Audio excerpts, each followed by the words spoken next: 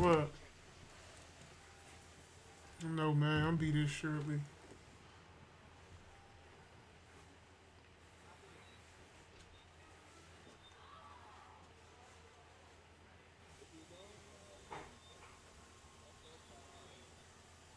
I'll be there shortly.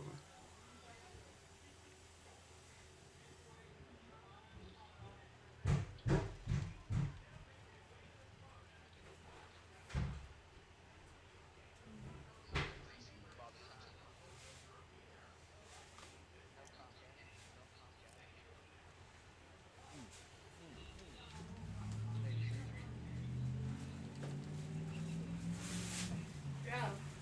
Where did you put the trash? Right there, right there. Wait, stop trying to tell me to shut up.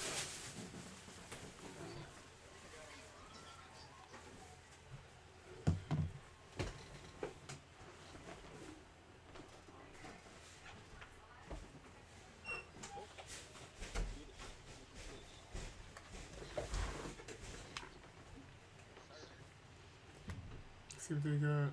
Oh, 3-2 on them. 3-2 on them.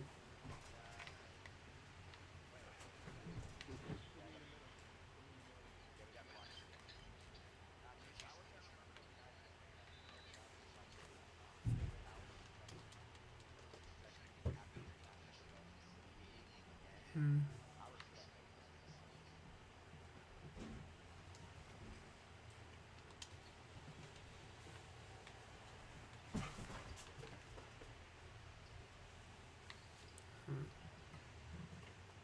I got top right. I got top right. You got it. You got it. You got it.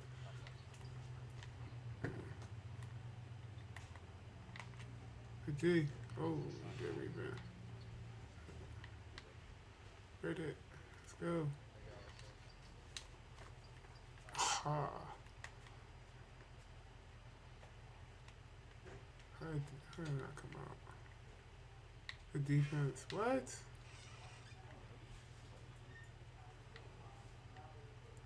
I was here, bro.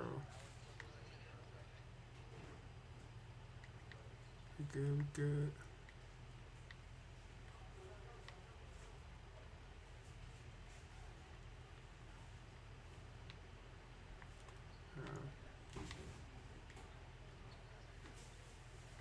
Yeah.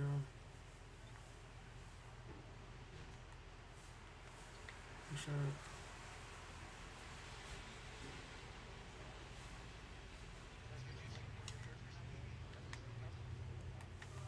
Mm-hmm. You ready. You ready. That's when we show our gusto. Playing the Saints is where we show our gusto.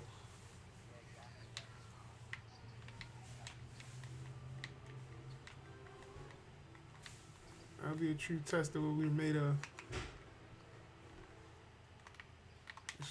Done.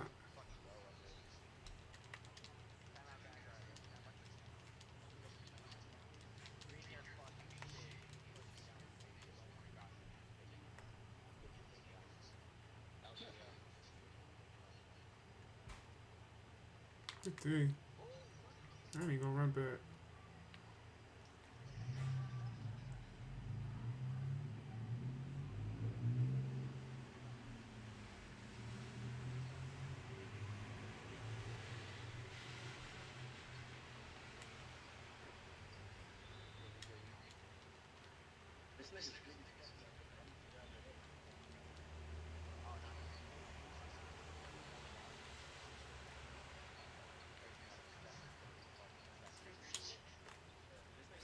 Oh, I missed. It's bullshit. Okay.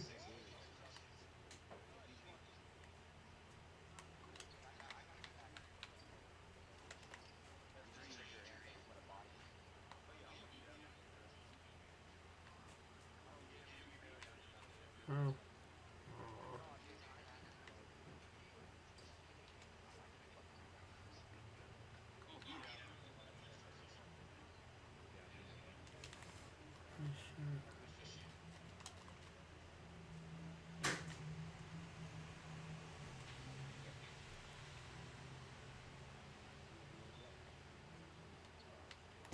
Shit.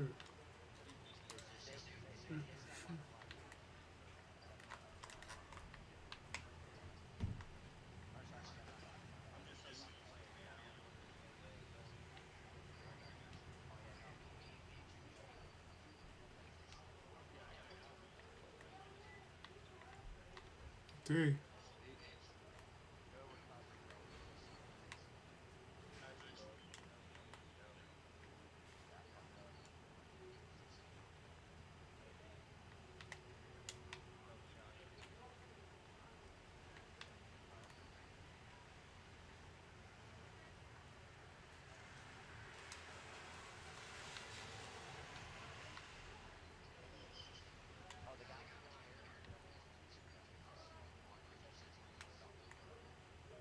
Yeah, I definitely ain't taking no screens.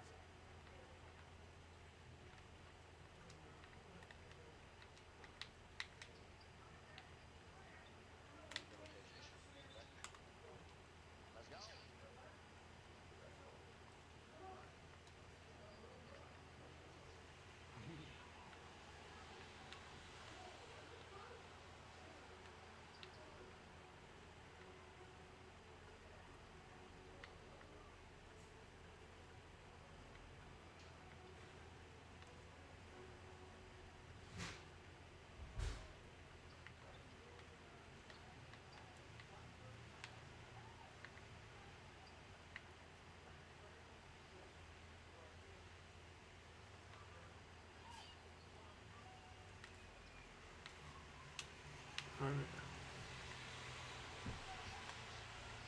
So number 15. Eee. That's tough.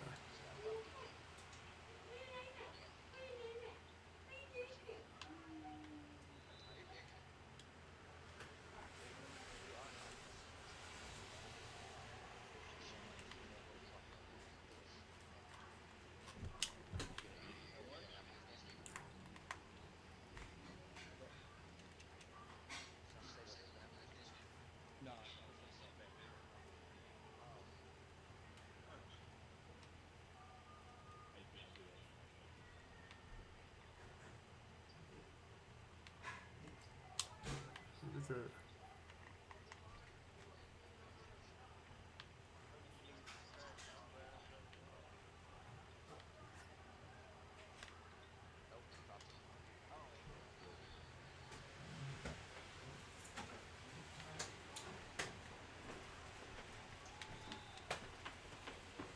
Can I hear some?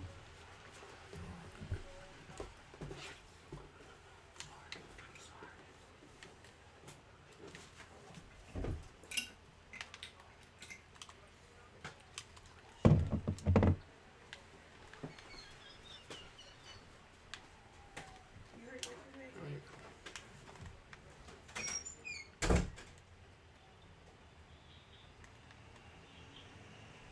Super D, Super D. Oh, good defense.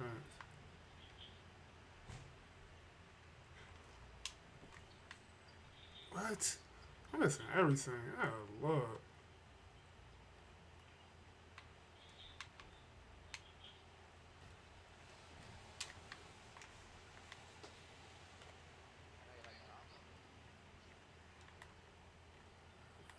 Alright. It's my fault. D fucked up. Ooh.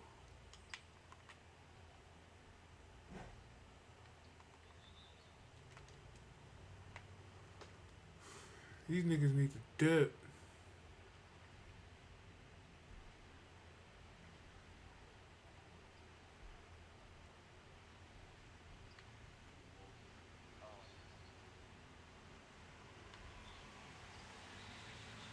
Foul. Need to slow that shit down. Except their defense. Come on, I should have stole that. He better be a post scorer.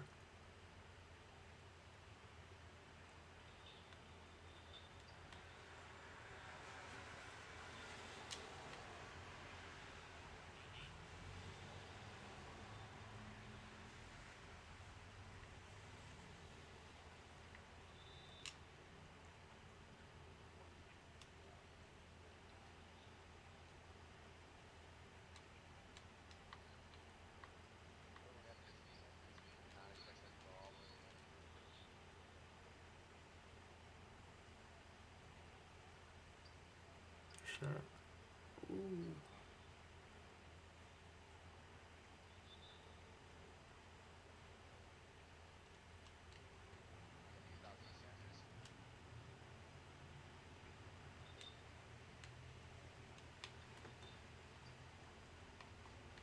So,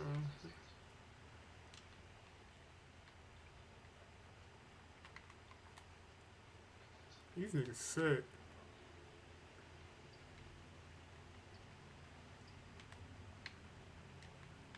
Steal.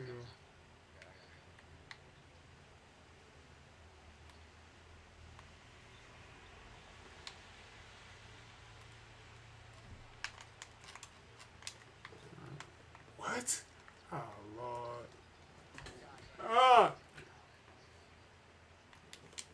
Man, shit, pussy. That's all. I ain't just for it.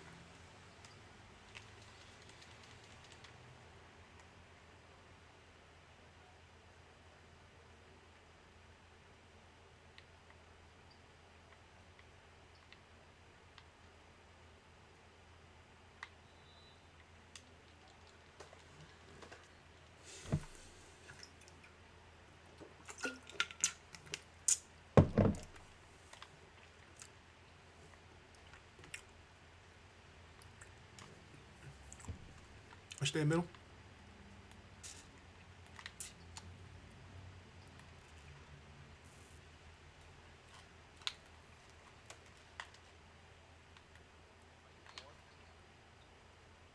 I fuck.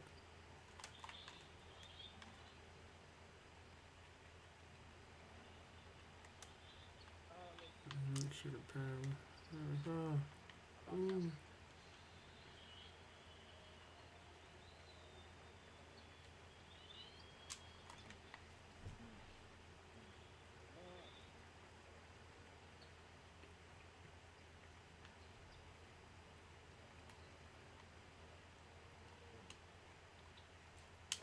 Look at that.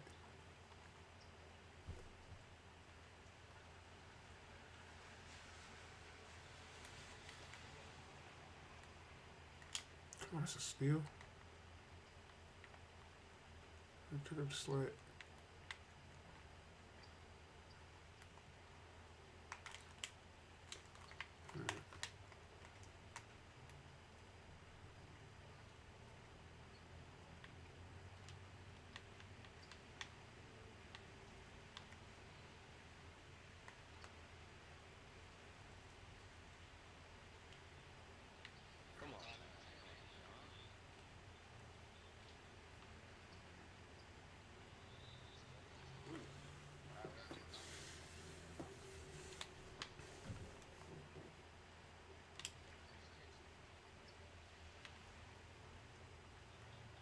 Good D.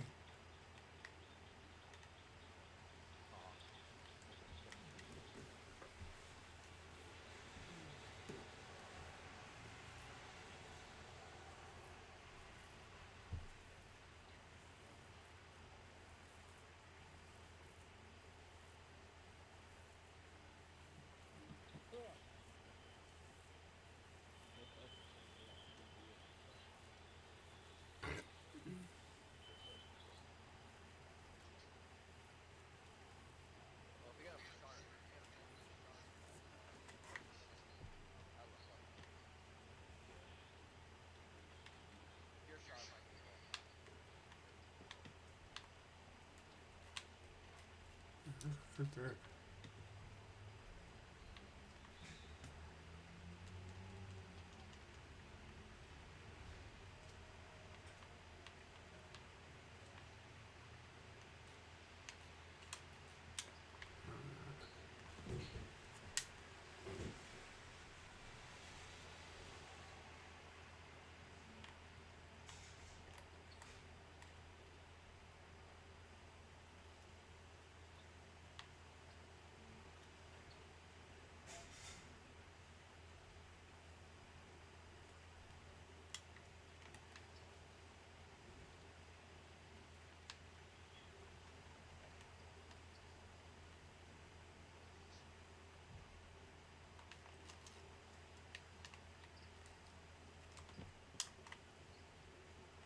not hit that? How I not hit that?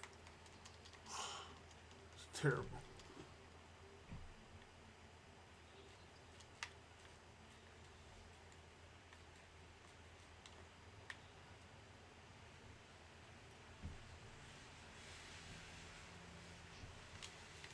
Come on, this is steal.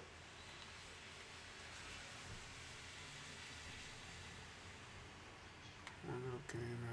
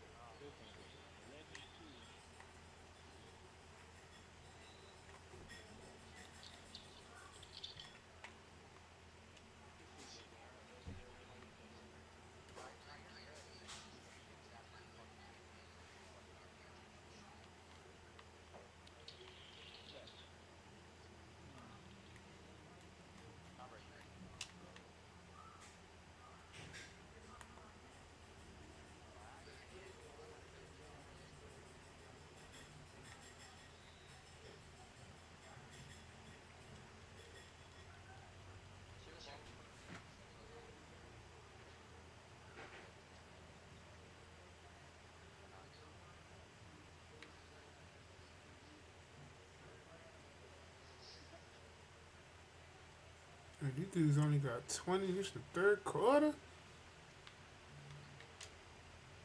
Got more points than 18.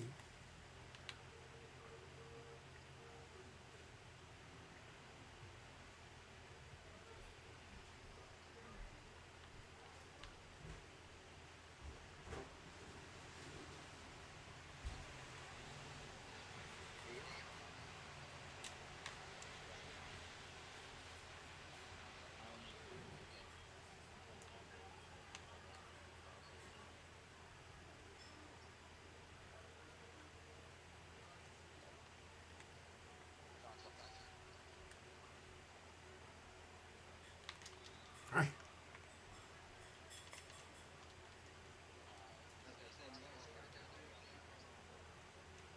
Oh, that ain't no Tony Romo, dog. What you mean, dog? Tony Romo would have hit that.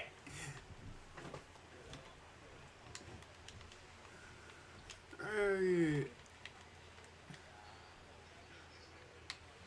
Hell yeah. Uh-huh. Some squad.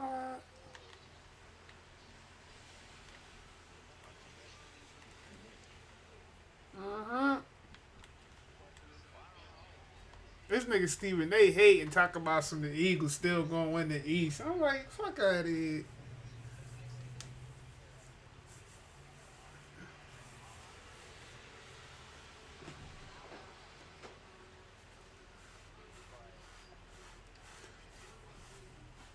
We're a Patriots fan. Hey, we're 5-time Super Bowl champions ourselves.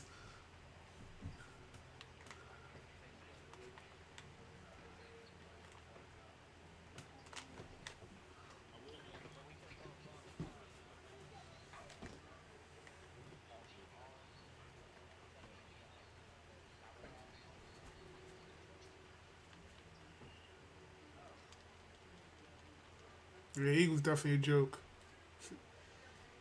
You just started hating the Eagles though because they beat y'all. I've been hating the Eagles.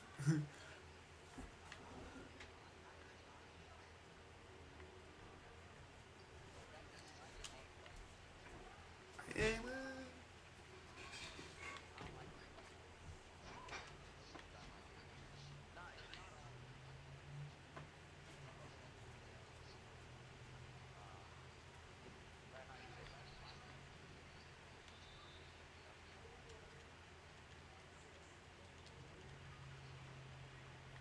I mean, that was their first Super Bowl win in like what 100 years.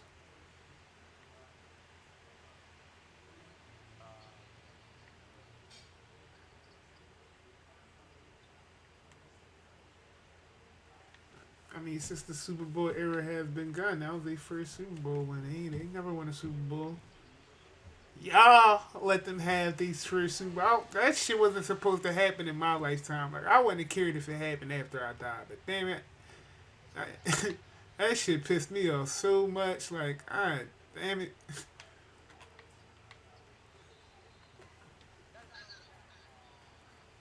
I don't understand the shit talk I had to endure when they won that.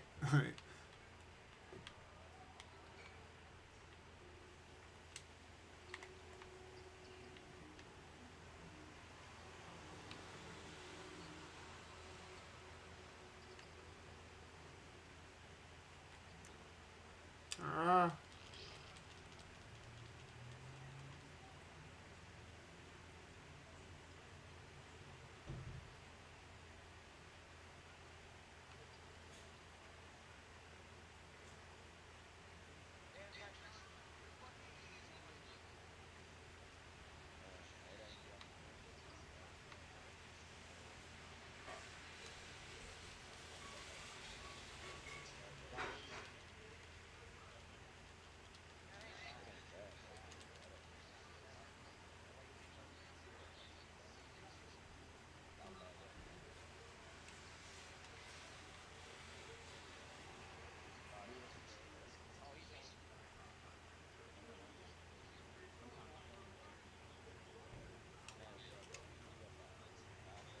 oh, bounce pass.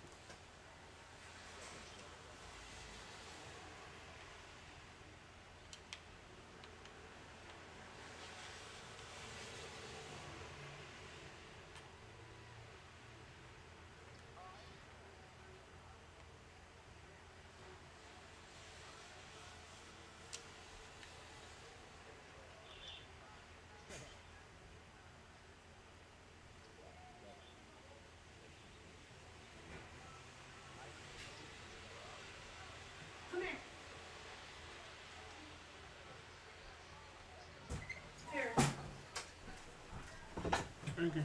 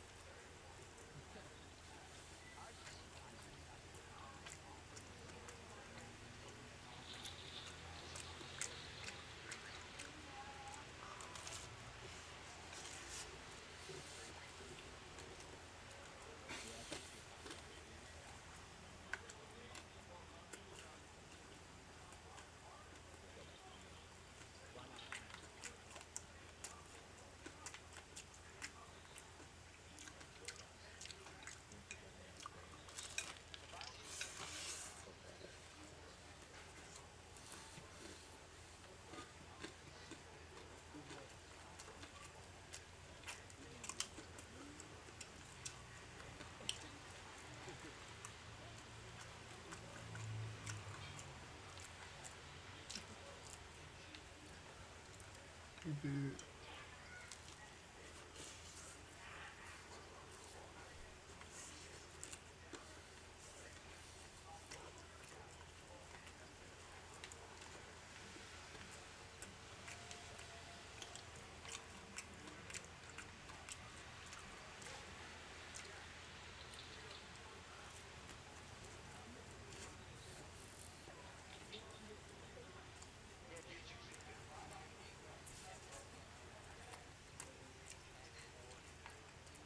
I'm trying to hear that shit.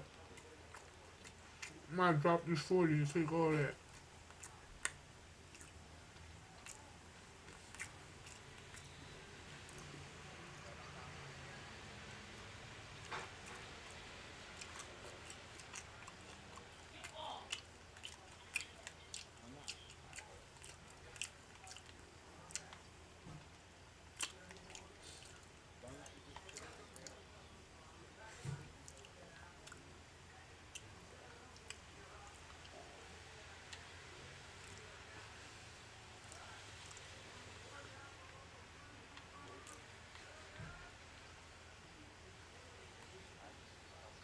Ah, you son of a bitch. Let me get these 2 points. Let me get these 2 points. That's what you get. That's exactly what you get.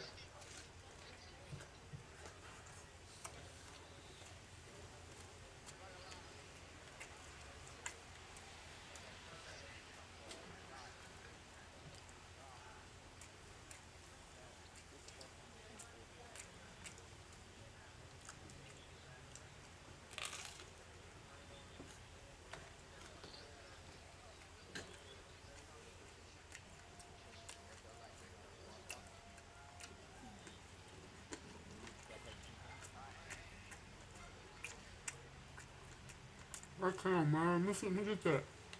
Give me 2 points.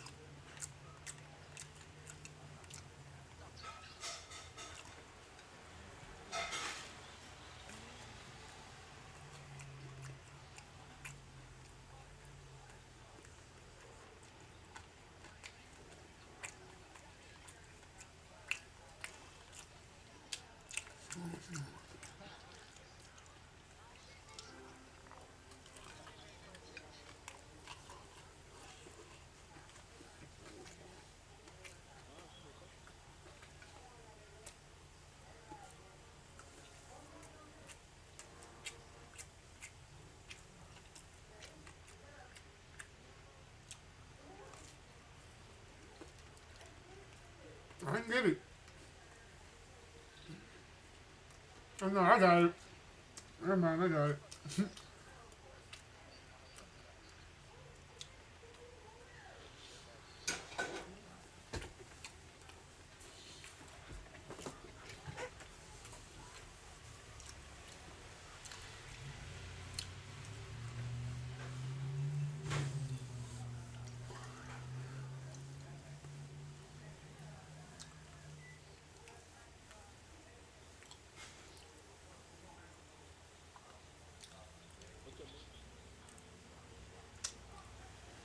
Yeah, it's like a 97 or some shit.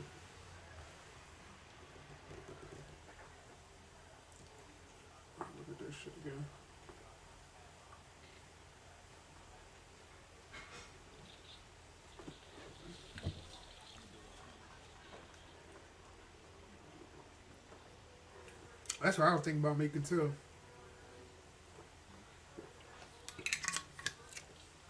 Like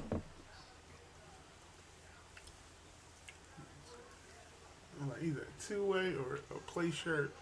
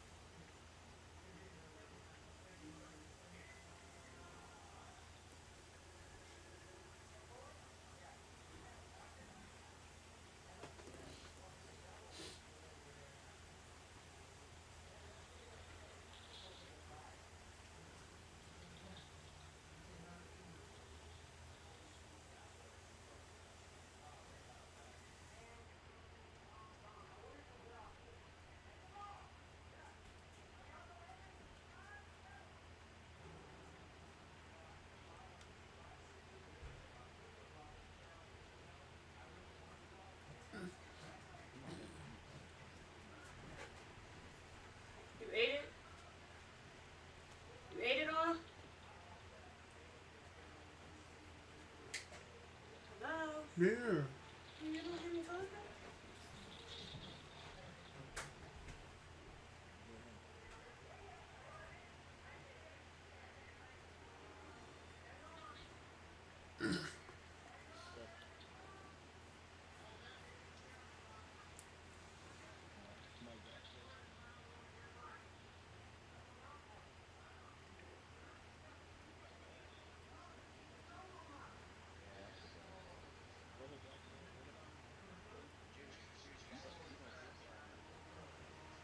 Uh,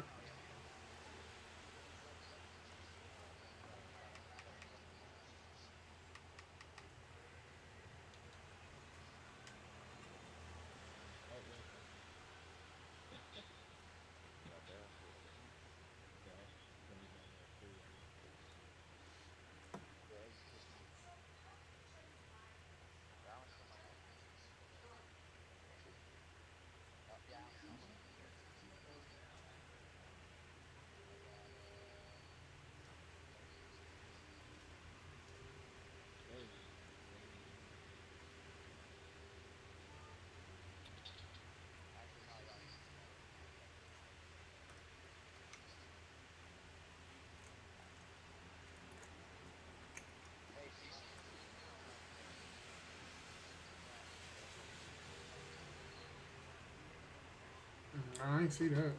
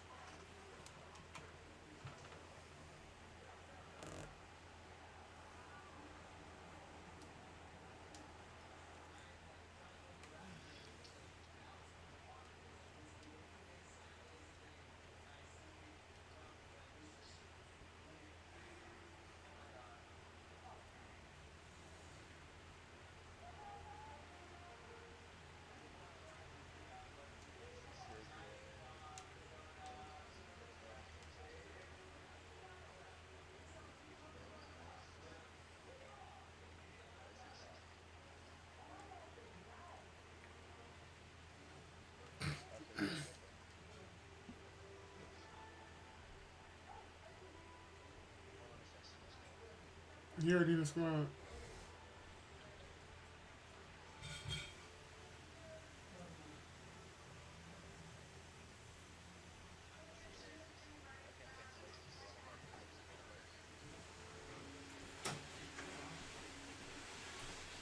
Once again, you're welcome.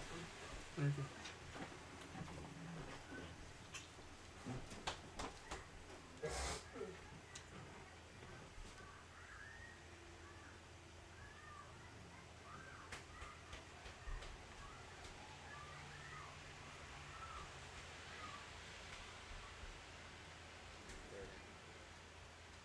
No, That bacon was good, right? That was Black Label. I remember.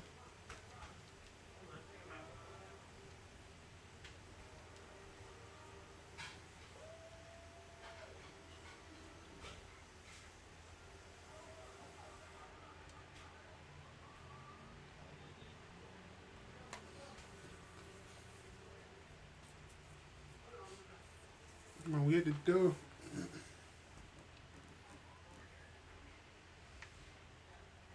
Third.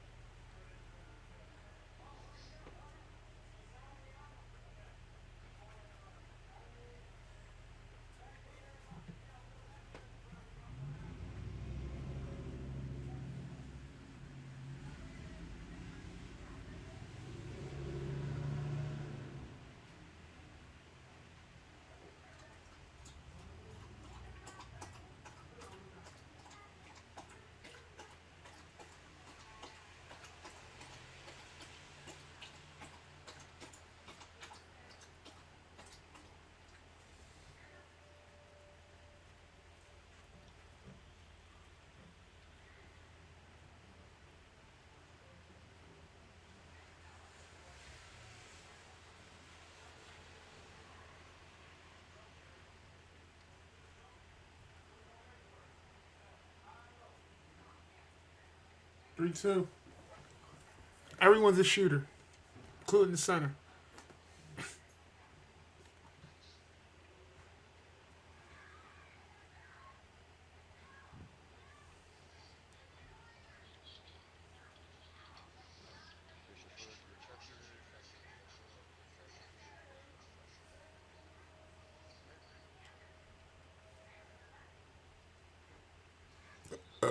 Excuse me.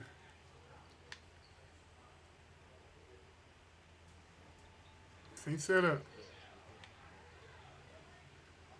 Through Tyshawn and ain't playing. Tyshawn, you there?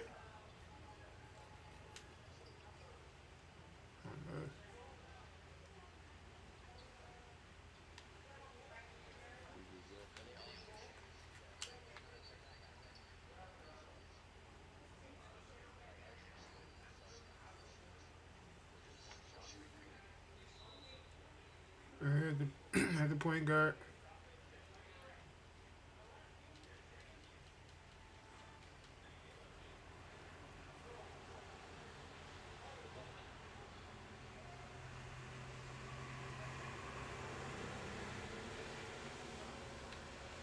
They're playing a 2-3.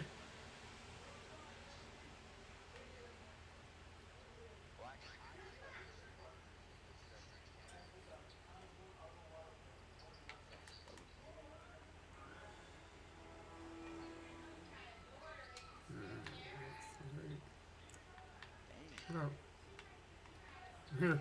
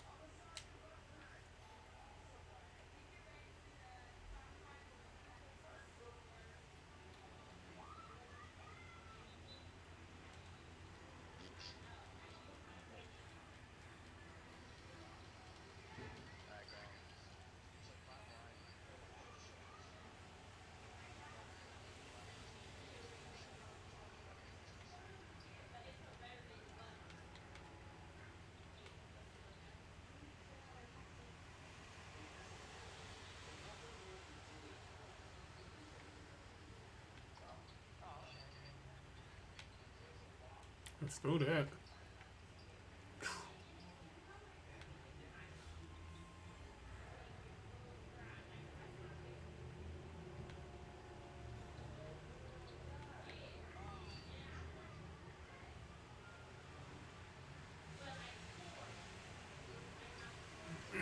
Don't jump. Yeah, I was about to say, don't jump for that.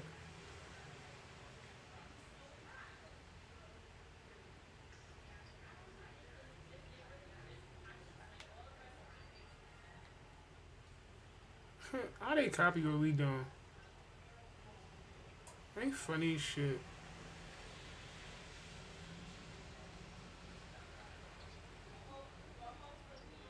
Okay, too. Suspect.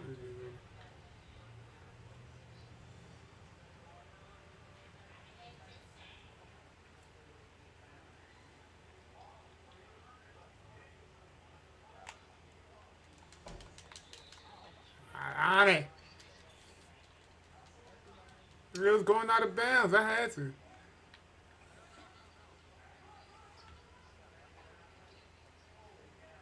No, it don't. It don't go. They patched that. It don't go to 24 no more.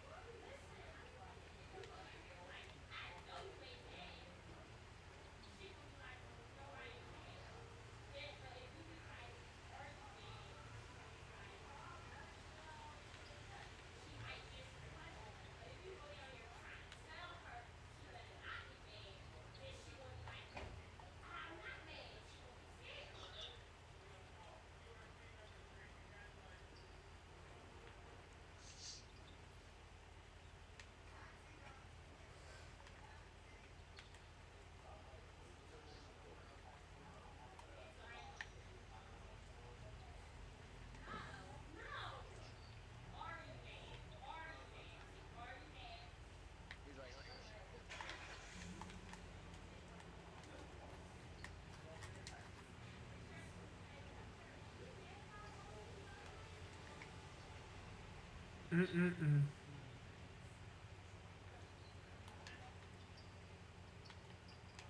Ooh, that should have been a steal.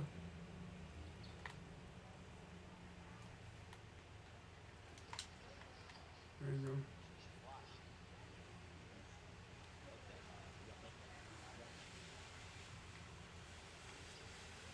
go. No, I got it on silver.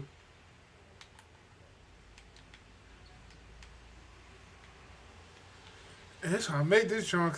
If I take this junk to 99, that bad is gonna get crazy.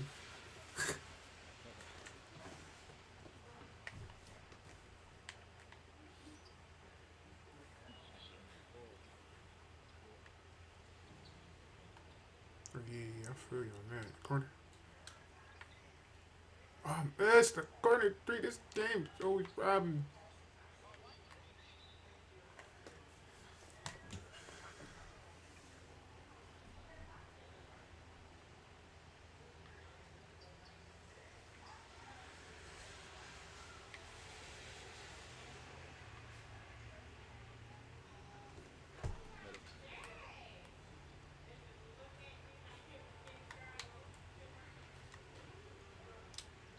You what?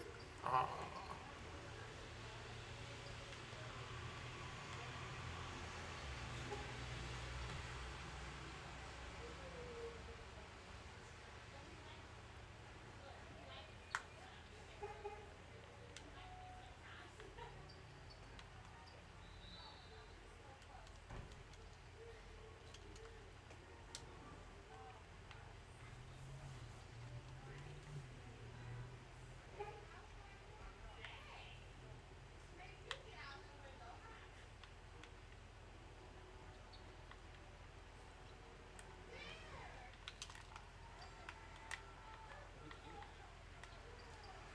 We ain't want that smoke no more.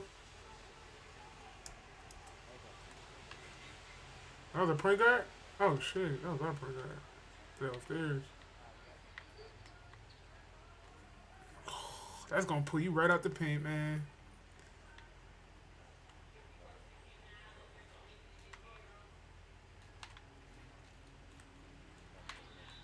You better.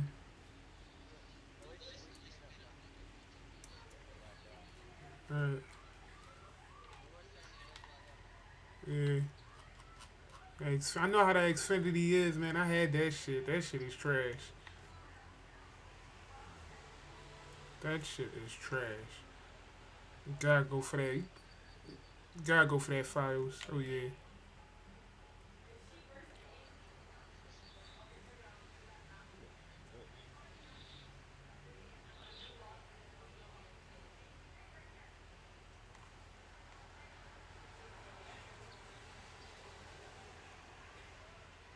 Right here with double picks. Watch that dude up top. The shooters.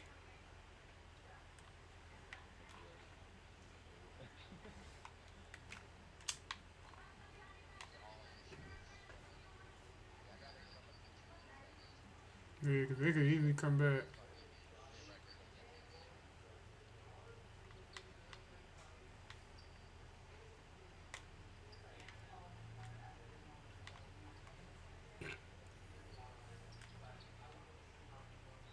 Right.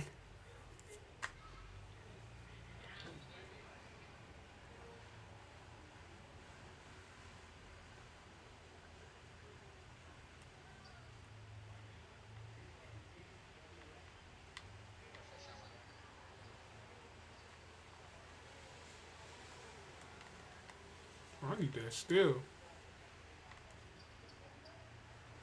Ready reboard.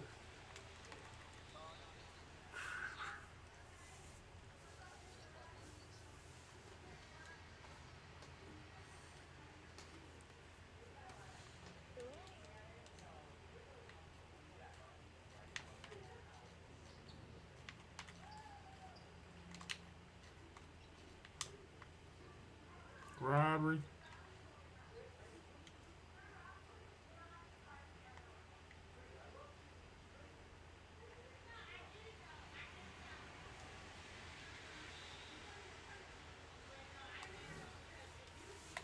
So you gonna quit? Just quit.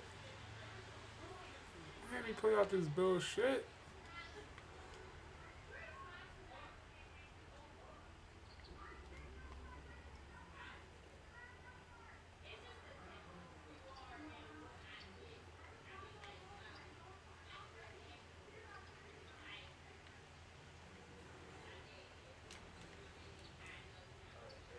Mm.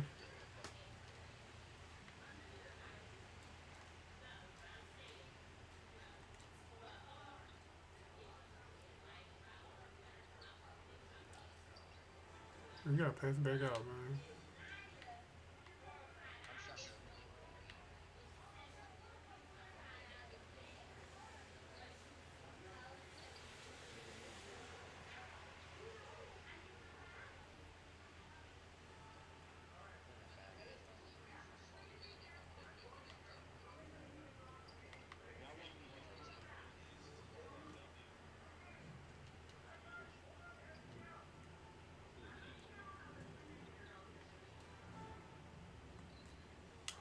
That was me that said that. That was Curd.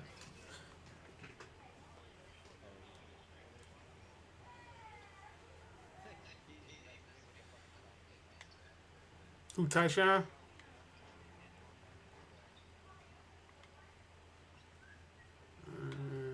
It's sorry to hear, man. It's sorry to hear.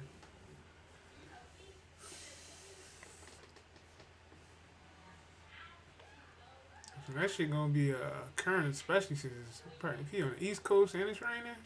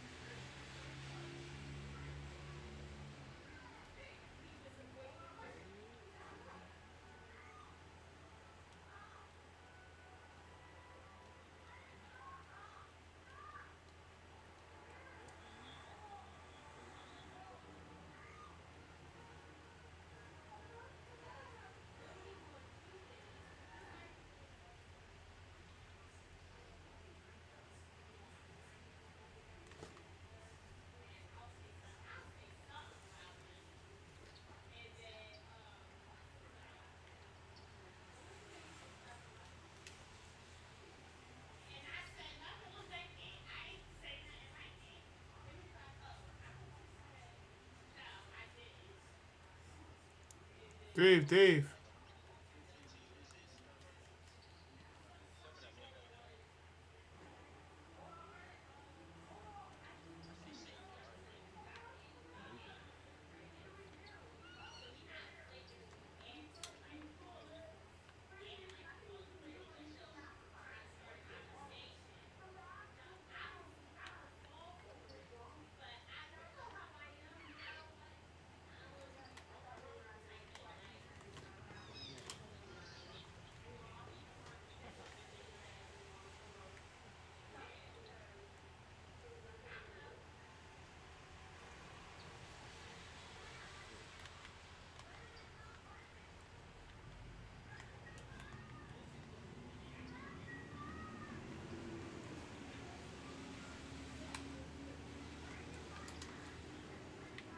Salute that.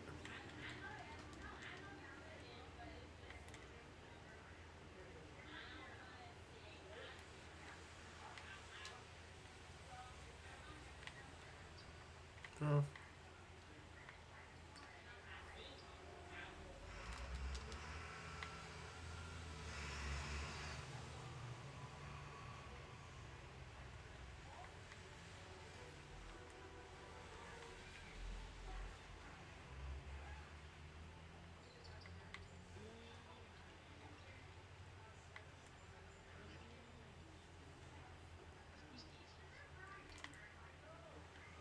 That's bullshit.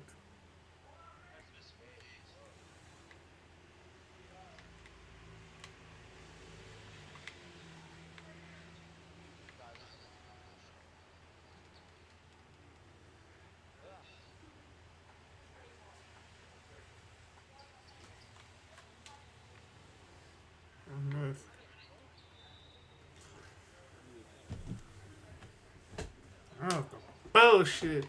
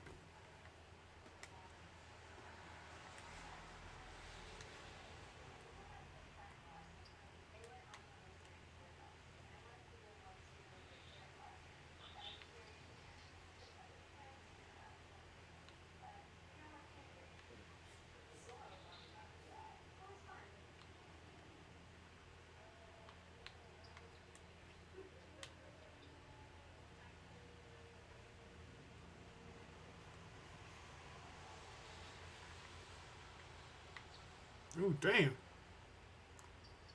Game to spin special.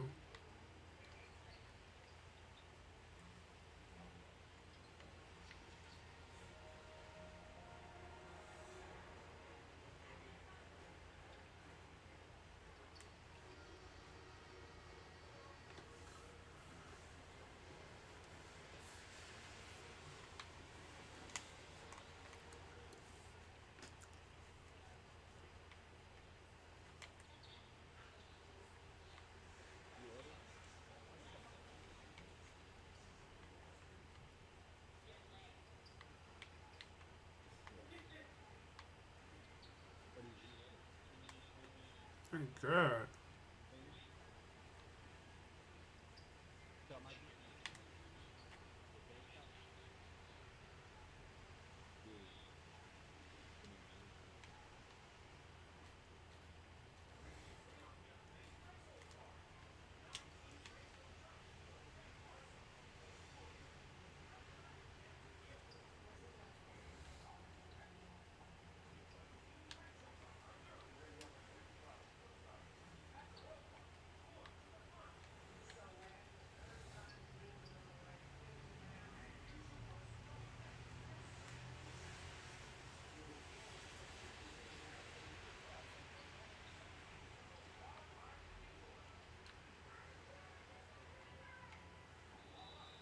Mm.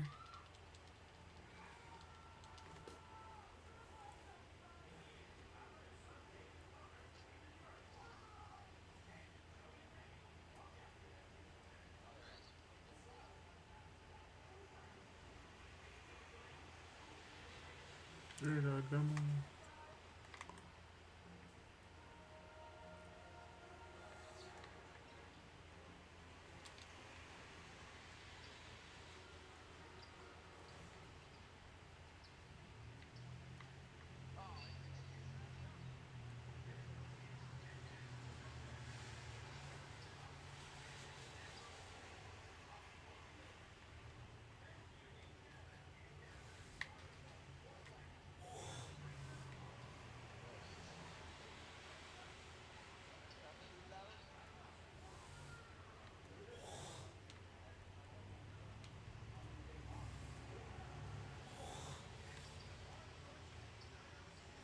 He's tight. He didn't get that.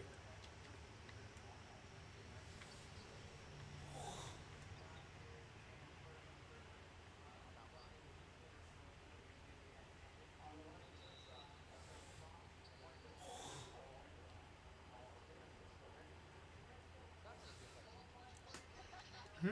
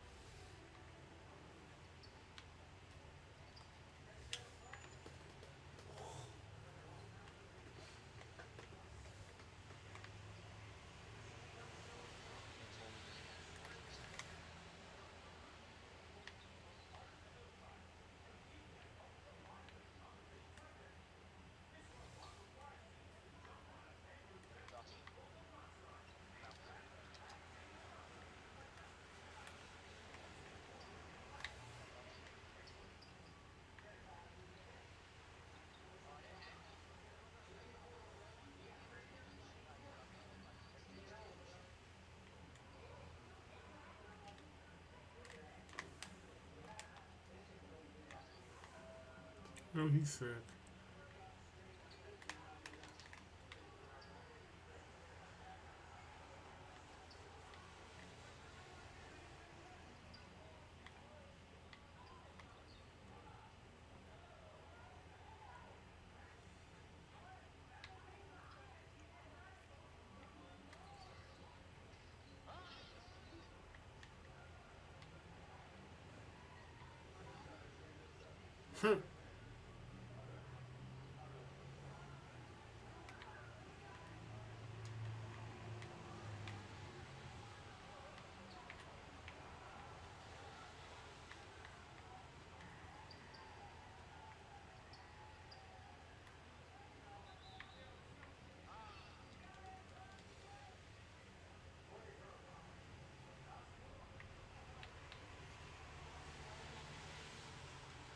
What?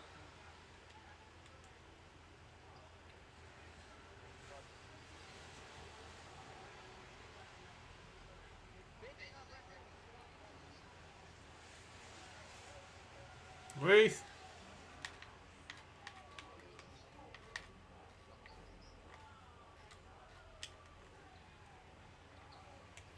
Hey, pretty good D.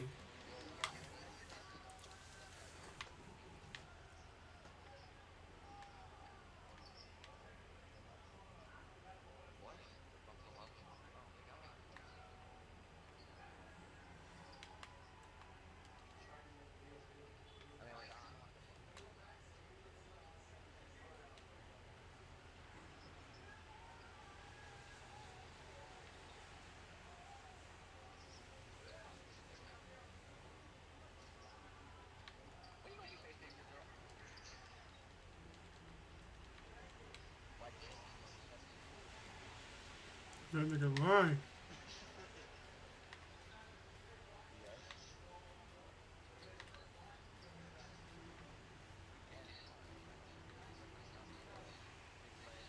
The fuck y'all double team me, weirdos. Fucking weirdos.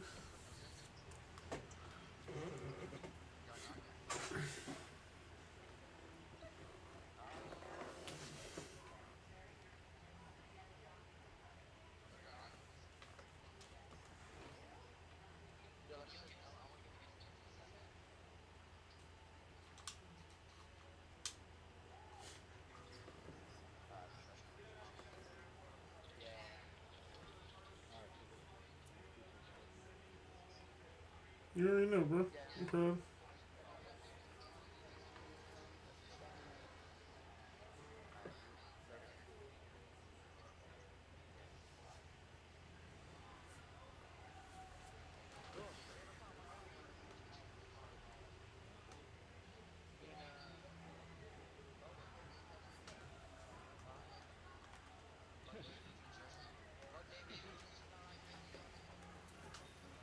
Alright, I'm gonna invite him back, see if he's still balling though. Good job, good job.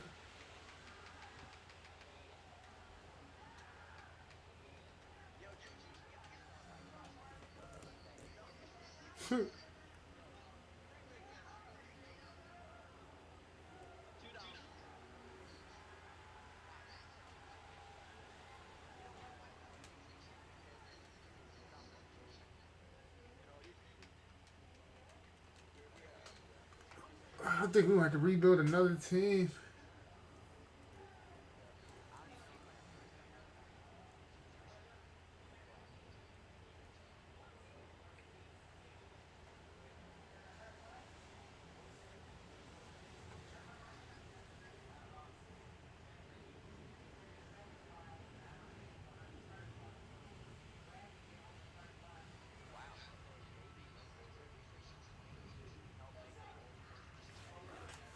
I saw that. I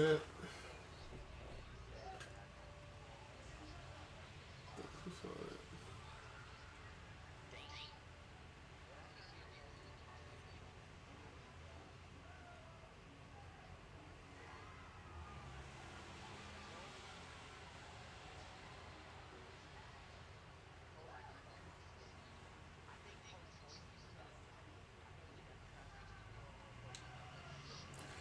Man, that shit is hot. They better fucking let it pass, man. Stop playing.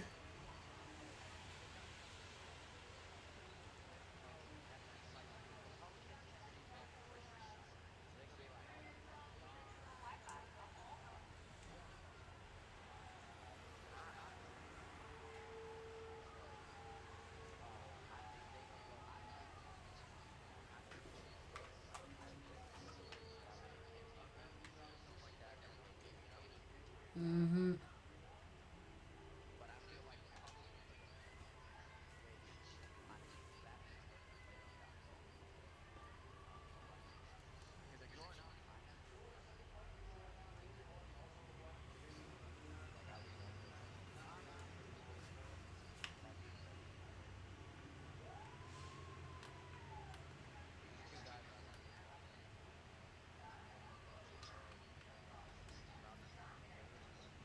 I heard Chappelle.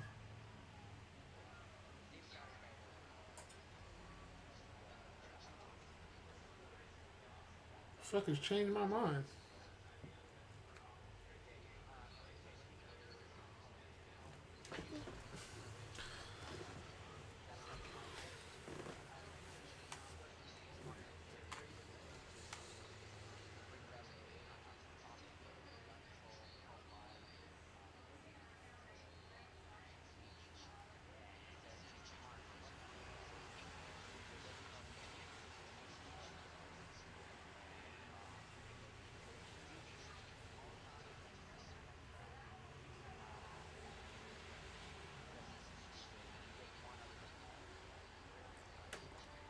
Right.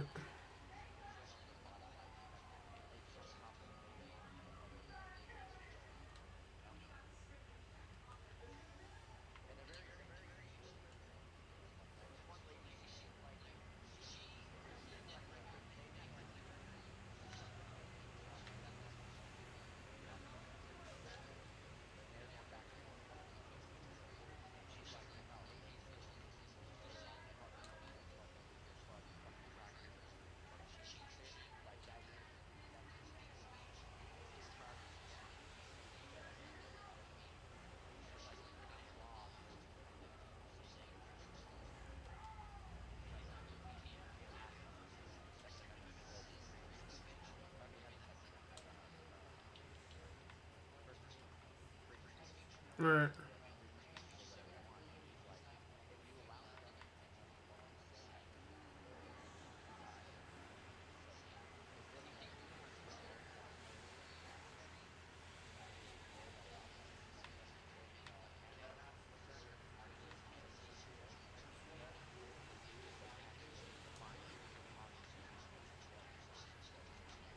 Damn, I didn't even know that.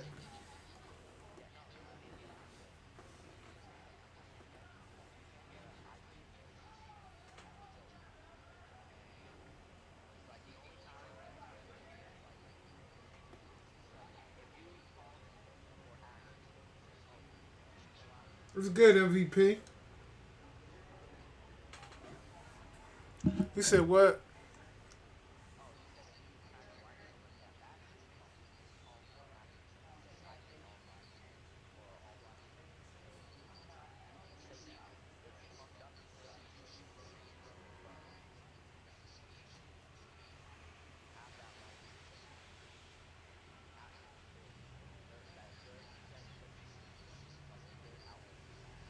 Mm-hmm.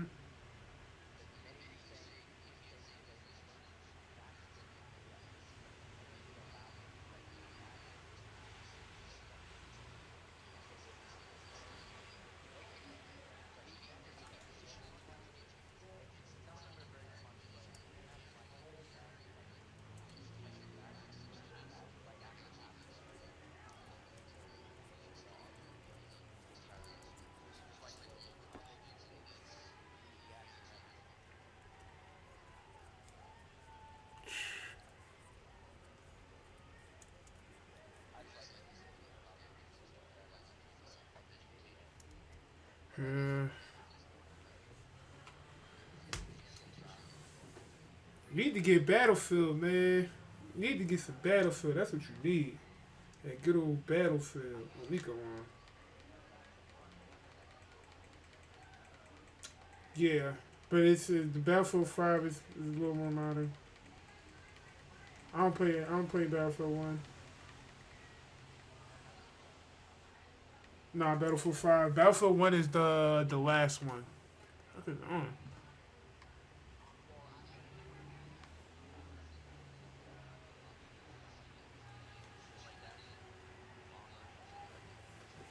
Yeah, that's Battlefield 1.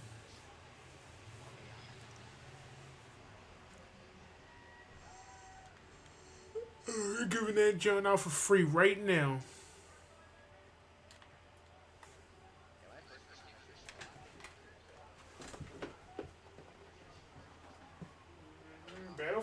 Battlefield 5? I'm not gonna lie, that shit is fun as hell, bro.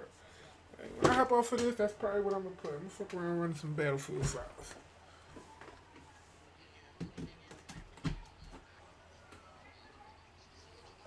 Yeah.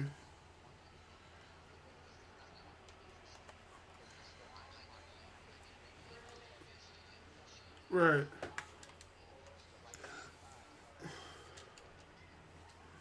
Well, yeah, I mean, this is what I do. I mean, I pick the two games that I want to invest that time in. You know what I'm saying?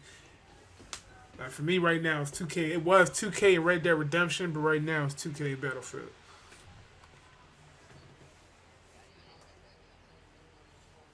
Oh, first one was amazing. Second one amazing. You missing out. You definitely missing out. For sure.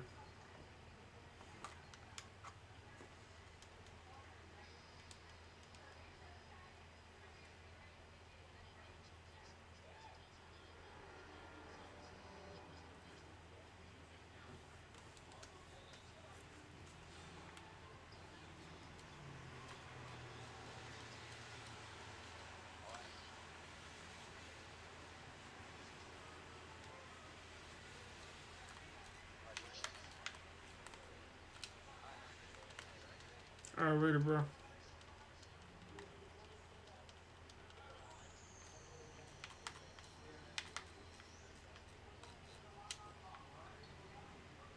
Miss after an ankle breaker. That don't even make sense.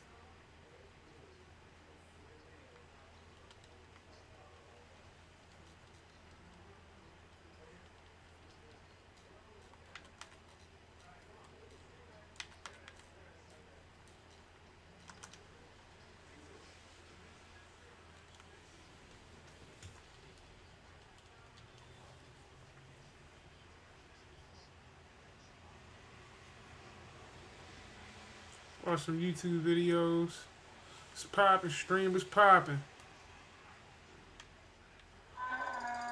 It's time for Donkey of the Day. Donkey of the day, Dwight Howard. I'm a Democrat, so being donkey of the day is a little bit of a mixed blessing. So like a donkey. Oh, okay. Donkey of the day. The Breakfast Club, bitches. Now, I've been called a lot in my 23 years, but donkey of the day is a new one.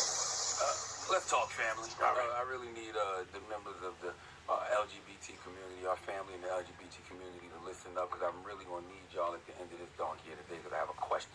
Now, Donkey of the Day for Monday, November 26th goes to Masin Elijah. I think I'm pronouncing his name right, but if you don't know who that is, he is the man who is alleging that Washington Wizards center Dwight Howard is gay. According to Masin Elijah, Dwight Howard is his ex-boyfriend, and he's accusing Dwight Howard of threatening and sexually harassing him. Now, if you wasn't following this over the weekend, Masin Elijah released a series of tweets, and in the tweets he says he met Dwight Howard on the set of Wildin' Out. They made eye contact, and a week later, he said Dwight Howard slid in his DMs, and soon after that, they began exchanging intimate photos. Masin Elijah then posted a direct message between him and Dwight Howard, and in these DMs, he asked Dwight if his friends and family know that he likes to creep with transgender women and men between his sheets. Dwight's alleged response was a nice little hesitation move, the kind of hesitation move you would expect from an 8-time NBA All-Star. Drop on the clues box for Dwight Howard, damn it. All right? He simply said, "Why are you asking for?" Masin replied, "I'd like to know." Dwight replies, "I don't want to answer." Now, how did we get here? How did we get to this point where Masin is exposing Dwight Howard? Well, according to Vibe.com, problems arose in their relationship when Masin learned Howard was sleeping with other people. Okay, Masin, Sex parties. sex parties, yes. Masin assumed Dwight Howard was having sex with prostitutes, but later realized he was attending transgender sex parties. And after confronting Dwight about it, he says one of Dwight Howard's associates offered him hush money, and when he didn't take it, that's when the threats on his life started. Now, this is Charlemagne the God talking, and I want you to understand exactly why Masin is getting Donkey of the Day. See, Masin could be lying. I think it's important to note that websites like clutchpoint.com have pointed out this is not the first time Masin has tried to accuse someone of being gay. In fact, he ran the same exact play last year with hip-hop artist Playboi Carti, and that DM conversation he posted was proven to be fake. Another Twitter user, at Aaliyah's face, accused Masin of selling her friend a camera for $300 online, but never sending the camera and then blocking her friend. So it's important to note these things because Masin could be a scammer. He could be a complete and total fraud looking for cyber clout. We all know we live in an era where nobody cares about the truth when the lie is more entertaining. But then again, this story could be completely true. 100%. And if so, the problem I have is a gay man trying to embarrass someone over allegedly being something you want the world to accept. How is the LGBT community going to ever achieve true equality when some members of the LGBT community are quick to weaponize being gay when things don't go their way? Okay, you're mad you was in a relationship with Dwight Howard and he started cheating on you with transgenders. So what? Dwight Howard is not married. He doesn't have a girlfriend that we know of. He's not a man of the cloth. He's not out here pretending to be some type of holier-than-thou type of guy. If this was a story of Dwight cheating on a woman with a bunch of other women who weren't transgender women, this wouldn't even be an issue. Dwight would just be considered a dog. He wouldn't be getting shamed. This is why I tell people live their truth so nobody can use your truth against you. But if Dwight doesn't want to let the world know his truth, if he's allegedly bisexual, that's his business. If he's a 6'11" bottom, so what? He's a big man. He likes to post up in the paint and get served the ball. 6'11" bottom, so what? And get fed the ball. That is That's wild. his business. Okay? When you always That is finishing around, wild. sometimes Kimber, you want you someone not to about to finish do around me you. like you did the All right? Sixers and all that. Basketball, the pick and roll is when a player you sets think a I screen am, for boy? a teammate. All right? Handling the ball and then moves towards the basket to receive a pass. If Dwight is indeed a bottom, then the pick and roll is his move. All right? Call it the Moby Dick and roll. When he's in the bedroom, he wants to set a screen and receive a pass. Whatever. The moral of the story is, if Dwight Howard is gay, so what? Now, what if, because of these allegations, Dwight Howard has an emotional and mental breakdown and decides to jump off a building, and he lands on a pole butt first, okay, and dies or hurts himself? Whose fault is that? All right, I have a problem with Massine weaponizing sexuality to shame Dwight Howard, okay? Massine knows how some people in society view the LGBT community, and if normalizing homosexuality and being transgender is the goal, then someone from the LGBT community, please tell me how attempting to embarrass someone over allegedly being something you want the world to accept is getting y'all towards that goal. Tell me. Please give Massine, Elijah, the sweet sounds of the Hamiltons. You are the donkey of the day. You are the donkey of the day.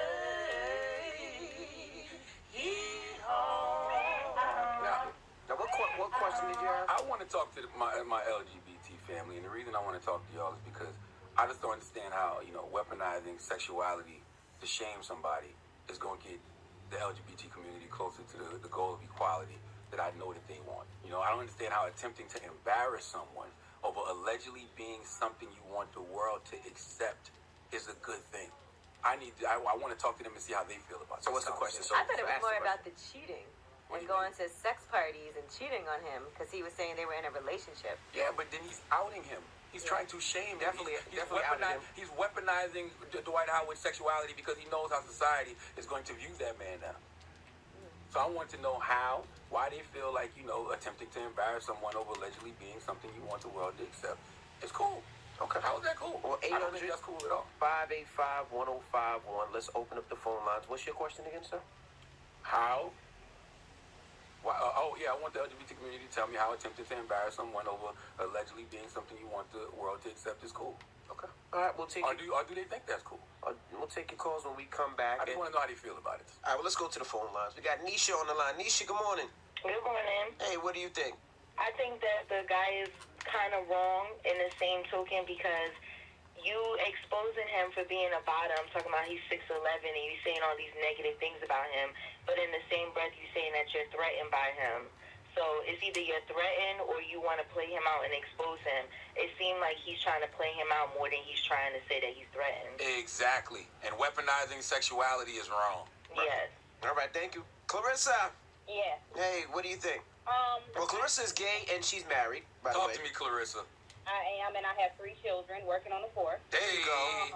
And I feel like I did not come out to my parents until I was about to get married.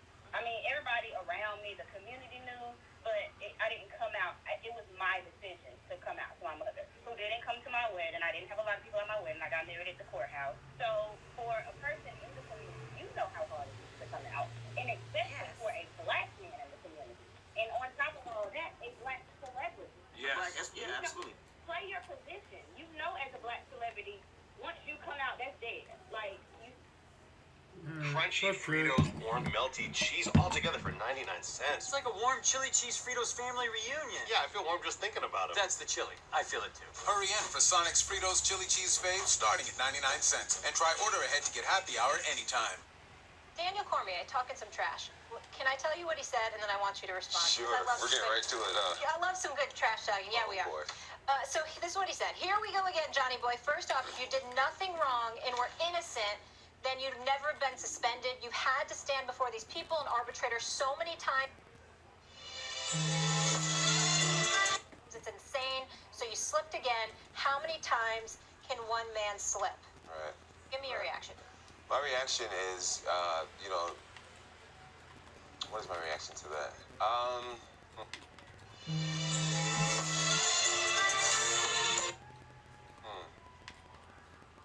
Can we swear on this? No. show? No.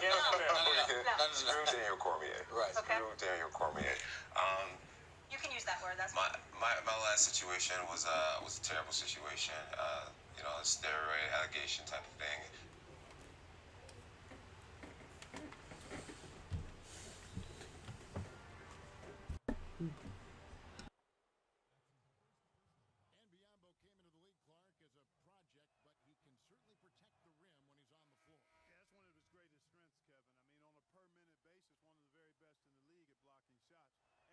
Have trace amount of steroids in my body. Thank goodness USADA went through the whole process to prove my innocence. Through science, we were able to prove that there was a very trace amount of steroids in my body. One of the people said the amount of steroids in John's body was like taking a pinch of salt and throwing it into an Olympic-sized swimming pool. But what was it doing there in the first place? And that's something that we have no clue how it got into my body. We did everything in our power to figure out how it got into my body, where this came from. I spent thousands of dollars through all this testing and getting supplements tested. And we were still not able to figure out where it came from. What would you think if you heard an athlete, you're watching TV, flipping channels, and you heard an athlete, I have no idea how the steroids got in my body? Well, I think what you do is you look at the science. Instead of being judging and just saying, oh well, this guy's lying because he's always been a winner. And you look at the science, and USADA is a credible drug testing agency. They always have been. They've tested Lance Armstrong and just lots of great athletes. The highest level athletes throughout history, and they don't make mistakes. So the fact that I'm here back fighting is because they don't make mistakes, and I was able to be innocent. Fair enough, because you're back, and I'm happy to see you back. Let me say that. Having said all of that, I mean, you got guys like Rashad Evans have called you out. You got Daniel Cormier who has called you out. My God, before he got knocked senseless by Tito Ortiz just the other day, you had the Asian dude, Chuck Liddell, calling you out. It seems like everybody is calling you out now because their attitude is, you are not what we all thought you were. They're questioning you. What do you say to that? I think it's great, man. I think it's great. I've been able to do great things in this sport, and unfortunately, I had a hiccup with this steroid situation, and I'm grateful to be able to, that USADA came out and proved my innocence by saying, hey, this was a little bit of a misunderstanding, and it just goes to show how dominant I've been in the sport. John, I want to talk to that for a second. You go ahead. You are the guy who we all saw and said, that's the highest peak anyone's ever hit. Right. That's not the same thing as saying the greatest fighter ever. That dude, if you have out-of-the-ring problems and that affects your performance, Mike Tyson was once thought of that way. Right. Now, because of the steroid stuff, if you go out there and don't perform at the same level, they're going to say, we're going to say it. What are you feeling about that? Your place in history, what do you have to go out there and do right now? What I have to do is Well, he prefaced it by saying, we're going to say it. You are part of the media. I know in my spirit that I've never cheated the sport. Like I said, USADA was able to prove that it was such a trace amount that it had no effect on my performance. I've always passed every drug test. Can you still be the best fighter in the sport? I am the best fighter in the sport. I always have been. Can you be as good as you ever were? Nothing's changed. So I should perform it exactly the way that I've always. Yeah. Do you have a bigger chip on your shoulder, you feel like, this time to kind of prove everybody wrong? I feel like I feel like people always wanted to kind of say, well, the reason why he's so good is because his brothers are in the NFL, or he's so good because he has really long arms, or he's so good. You know, people's always made excuses for my success, and instead of just saying, this guy's actually really intelligent, he has a really good fight IQ, and this is what makes him a champion. I feel like I have a lot to prove. I've always had a lot to prove.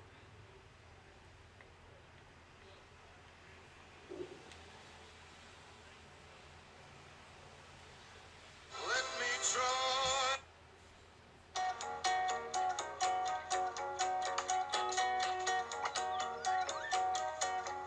Boston Celtics probably have an opportunity to get 3 first-round picks this year. Mm-hmm. He's the Bobby Fischer of the NBA. Playing chess. Playing chess. I think this is the year, during this season, he has to cash in some of those chips. Okay, so let's get right to this, because the Celtics have sputtered out of the starting gate. They are now at 10-10 on the season, and they played the Mavs in Boston and lost. Luka did his thing. They played and lost. So this does kind of feel like a broken team. Like, this is surprising everyone who's been paying attention to the NBA, just how slowly they've started. It's not what you do, it's how you do it. They've been losing games. They weren't even in some games. Gordon Hayward doesn't look like himself. Kyrie Irving is playing great, but it's just kind of funky what is happening there. So you say that Danny Ainge should cash in some of those chips, use some of those assets. As I say, color up at the end of the night. Take all those 25s and turn them into hundreds, right? How do you think that happens? When do you think it happens? Who do you think it happens for? Tell us what's going to happen with this Celtics team. If I'm the Pelicans, I'm not taking any calls for Anthony Davis. Okay. Because I don't have to hear that conversation just yet. Could that change in the next couple months? It all depends on the deals that teams are offering. Mm-hmm. And this is why the Boston Celtics are unique in that they have great young talent that has shown all-star level potential and greatness in Tatum and really good in Jaylen Brown. And Scary Terry has shown he could be a starting point guard in the game. Al Horford slowed down some. He has a little bit. No one's really talking about Al Horford this year. He slowed down some. Gordon Hayward has a maximum contract, is not playing up to it, and you can't move him. So now it's, how can we get something in return? You clearly got the first-round picks. See what somebody will give you for Horford. See what you could really get Rozier's got to be on the table. See what you really can get for Kyrie. Oh, wait. Are you suggesting, sir, that Kyrie Irving could potentially move? I'm suggesting that in the dynamic of this team and the way it's built, nobody can be untouchable for me except Tatum. Okay. So if I have to parlay one or two of my good young players and or Kyrie Irving, who's probably my number one asset, into getting me another perennial all-star that allows me to still cultivate the style of play that I have. And Rozier has shown that he can be a starting point guard. You already played Marcus Smart. And late in games, guess what they're doing? Offense for defensive substitutions. Guess what other top point guards in the league ain't doing? Sitting on the bench with 45 seconds left, yeah. Because of substitution patterns. And so you try to see what you can garner in return. You don't force it. You don't rush it. If I'm building a team, I'm trying to build around a guy like Kyrie Irving. This is not in any way, shape, or form disparaging his game. I'm just saying, as a Celtic team that made it to the conference finals without him, maybe you can use him as a piece that can put you over the top. This is just really interesting to me, because if I'm looking at the Celtics roster and I'm thinking about putting Kyrie Irving, I don't know, what do we call him? One of the best 10, 15 players in the National Basketball Association. I'm trying to upgrade in the front court. Like, it seems like if they've got front court positions that they need to upgrade in rather than back court positions. Here's the thing. If somebody's going to take Al Horford contract off your hands in the final year of his deal, that works. So, you can say, here's Al Horford, here's Morris. Probably have to give up one of your young players like Brown and or Smart and or Rozier. But then that allows you to keep Kai. But you just gave up 4 players. Look at Horford, man. That one gets crazy about the defense Celtics saying they would potentially tremendously. trade Kyrie Irving, potentially trade Horford. Do you think Danny Ainge is actually making phone calls about this? I think he's receiving them. It's 2 ways to do it. You just said it. Either do it from the front court or the back court. But here's the other thing, Jalen. Do you know what's happened to me in the last month? For the first time in my life, I'm looking at Brad Stevens sideways. For the first time since he's been a head coach in the NBA, I'm looking at him being like, huh, I didn't know. I always thought he would figure this out. I thought he was kind of bulletproof. Well, in his defense, Gordon Hayward isn't the player he was before injury, and it's probably going to still take time. So you put him in the starting lineup, now he's a reserve, so that becomes a bad move. And you couldn't have foresaw that happening. I mean, the guy, when he rehabs from the injury, you hope he's at his best. You want to put him out there for opening day. He's just not able to play like the player that he did in the past. But their backcourt is crowded. They have multiple assets there. They do. It's great. And all that, they have 3 number 1 picks, potentially 3. There's a lot of things that you can break. But it looks like they have 3 number 1 picks coming in. Someone's got to come out. And you can't only just quote-unquote trade rookie deals for talent in return. Like, you're not just trading Jaylen Brown for the average second or third year player on a contract. It's safe to say, business conversation, that we kind of feel similar. The Warriors, they're fine. They're just injured. They're going to get healthy. They're going to be number 1 in the Western Conference. They're going to be the Western Conference final. The Celtics, though, kind of broken. So Rondo was the number 1 seed and clearly improved when they added Kawhi.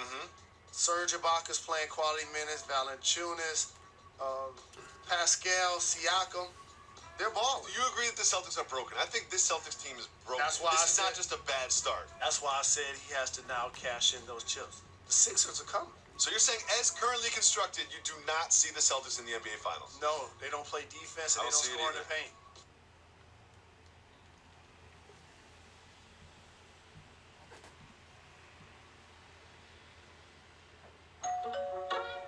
Babysitter's here. Finally. All right, guys, so the Pac Bowl again, now in 10th place in the NFC at 4-6-1.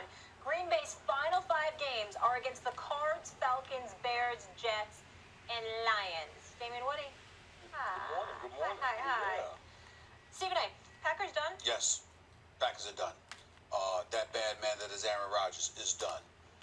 The Green Bay Packers are not going to the playoffs, and actually I'm happy about it because it'll be wholesale changes. Let me be first to say that I think that Aaron Rodgers is the greatest quarterback that I've ever seen from a talent perspective. That's just how I feel about it. I've never seen anybody that can throw the football on the run, standing in the pocket with the level of accuracy that he delivers.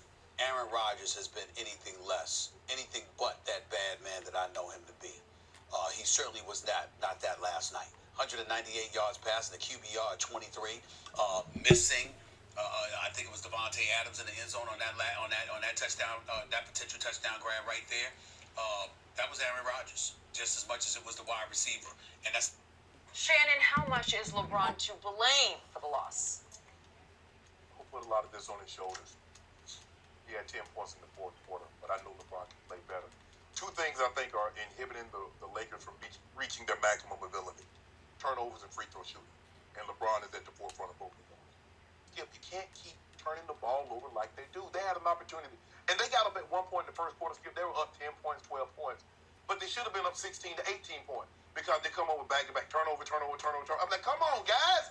It's like all of a sudden they get ahead and it's like, okay, who can make the most crisp, best pass? And they get overpassing the basketball. And then this free throw, Skip. This is ridiculous. 20 of 31 is not good enough.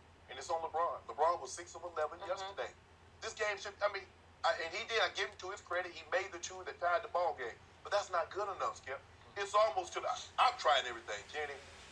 He gets to shoot free throws, I turn the TV, I run to my room and I change shirts. I do a lot of different things, Skip. I cut the volume up, I turn the volume, I turn the channel. I've tried everything to get LeBron. He's trying. These things, except I do them in The reverse. other way? You know? Yeah, you try to put a curse on it. You know what? You ought to be ashamed of yourself, Skip. They dug themselves. Look, they got no answers for Vucevic. He's dominating, Skip. I mean, he all they big, be it Chandler, be it JaVale, they got no answer for him because he's averaging, about 35 and 13 with 3 or 4 assists a game. But it's the turnovers, and like I said, Skip, it's turnovers and free throw shooting. And both of them have LeBron James input on it. So I'm placing a lot of the blame on LeBron James. He's their best player. I expect him to play better, and he will. How was that for a Says LaShannon Sharp. Sure. Now it's my turn. It is. LeBron James was very lucky yesterday that he played this game in the shadow of the National Football League, because this game belonged in the shadows of the National Football League, because here we go again. Right on schedule, LeBron's late game free throw line demons reared their ugly heads. Just on two, that his decision making got impacted on the two crucial decisions that had to be made in the final minute yesterday. So he had missed 5 free throws up to that point to drop his season percentage down to 73, which is a notch below his career average. And you say 80% for a case of due for the year. We're gonna get You're hot. going to lose that game. We'll get hot. Okay, so with 48 seconds left in the game tied, LeBron is being guarded by one Aaron Gordon, who has 5 fouls on him. And LeBron James opts not to drive the basketball. He is simply the greatest attacker of the basketball, the greatest driver of the basketball I have ever seen in all my years watching the NBA. And he opts to step back and shoot a three-point shot that he misses badly. What are you doing? Drive him to the basket, foul him out, maybe you get an and one. Yes. But you're going to have to maybe shoot 2 free throws to put your team ahead. Well, obviously he doesn't want to shoot those 2 free throws because he just doesn't trust himself at the late game free throw line. So that brings us to now having to play defense. And what happens to LeBron James? And he has played much better defense than he did at any point last year, except on this play against Terrence Ross. If we could watch this, because here we go, Terrence Ross. There's LeBron. LeBron, that's your guy. LeBron, your guy just blew right by you for a layup that won the game. He tried to overplay. Okay, well, you just can't do that. You're the best. You're playing the best defense on the Lakers. If he pulls up and shoot a jumper, you live with that skill, but you can't let him drive and get a layup. You cannot do that, so that puts Orlando up 2. So now we come to the crucial final play of the game. And LeBron does drive the basketball on Vucevic and actually gets him on a little up and under move, and he's got him at the basket. He's got him right at the rim. LeBron, shoot it! Shoot it! Get him to foul you. Get it and one. Have the guts to go shoot the 2 free throws. But you know what? Under the circumstance, because LeBron has proven to be so unclutch at the late game free throw line, I guess I got to give it up and say you made the right quote-unquote basketball play, because he kicks it to KCP, who almost shoots an air ball because he's shocked that he's supposed to shoot. He ain't shocked. What do you think he's on the court for? He's watching LeBron thinking, LeBron got this. LeBron got Well, this. remember- What? You want me to shoot it? First of all- You're 1 foot from the basket. But remember, it was KCP that hit the 3 that put him down by 2 that LeBron did end up stopping. I mean, LeBron made the 2 free throws that tied the ball game. So this was well within KCP's range. I agree with you. LeBron, I would have preferred in this situation, LeBron James had Vucevic on the up and under. He did. Go up and lay up. Just go ahead and make it, or just give him your shoulder and make him foul. You can do this. But again, you're going to have to go to the free throw line, and you're going to have to make 2 to force overtime. And I won't. And would I bet on LeBron there? I would not bet on I him. would. I would not. Hey, but you know what, Skip? You can do all the unjinxes you want, and he's going to miss one of them. He's just going to. He's shown you too many But you times. know what's going on talked about? I just thought about it. Lonzo didn't play before. Okay, so let's take the onus off LeBron and put it on Lonzo Ball. No. I want Lonzo to play. All I care about is that Orlando is a sub-500 Eastern Conference team, and now they have beaten LeBron James' team twice in, 8 days? Yeah. Twice in 8 days. Not even 8 days. They beat them last year. Saturday night, Saturday and Sunday. Sunday, right? It's And I just knew we were going to get this one, Skip. Did you? Knew it. Well, Orlando knew it was going to get it. That ain't nothing. Because they won, the second and third quarters by 15 and 16? Yeah. That's unacceptable. How can you do that? Because, like I said, hold on, I've just laid it out.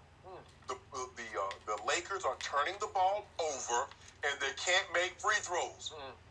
So LeBron had only 4 rebounds yesterday, but he had 6 turnovers. That's not LeBron. He should average 10 rebounds a game. It's a Sunday afternoon. Maybe he's a little tired. Maybe it's an early start.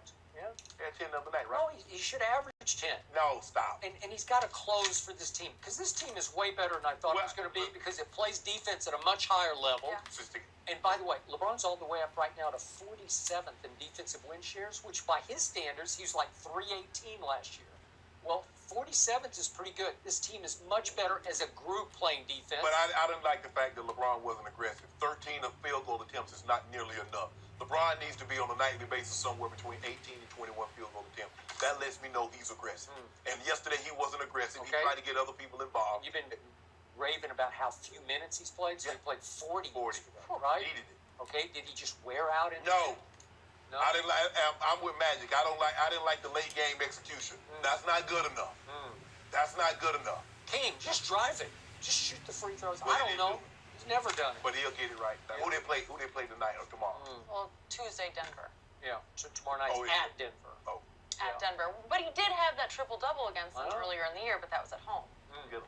Remember, Lance saved him at home against Denver. Stop. Lance took the game over. You want some do on this one? No. You want some do this in Denver? Maybe tomorrow? Oh, you scared? I'm You thinking scared? not. Scared? Hey, the Lakers, they've been playing like the second best team in the West, and I'm not even sure the first best team has been playing like first. Has been You know? interesting. No, I'm not. You should be afraid of LeBron at the late game free throw. He'll get it right. He'll be at 80 by the end of the year. He will not be 80. Want to increase the bet? No. Thank you. I don't think this guy's scared over I got enough. Doesn't strike me as someone who gets that way.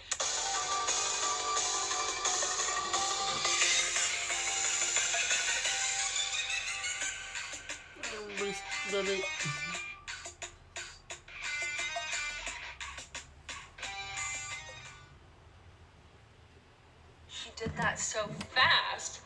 Wait, she's done? The look you want? At the pace you want. Hey, Google.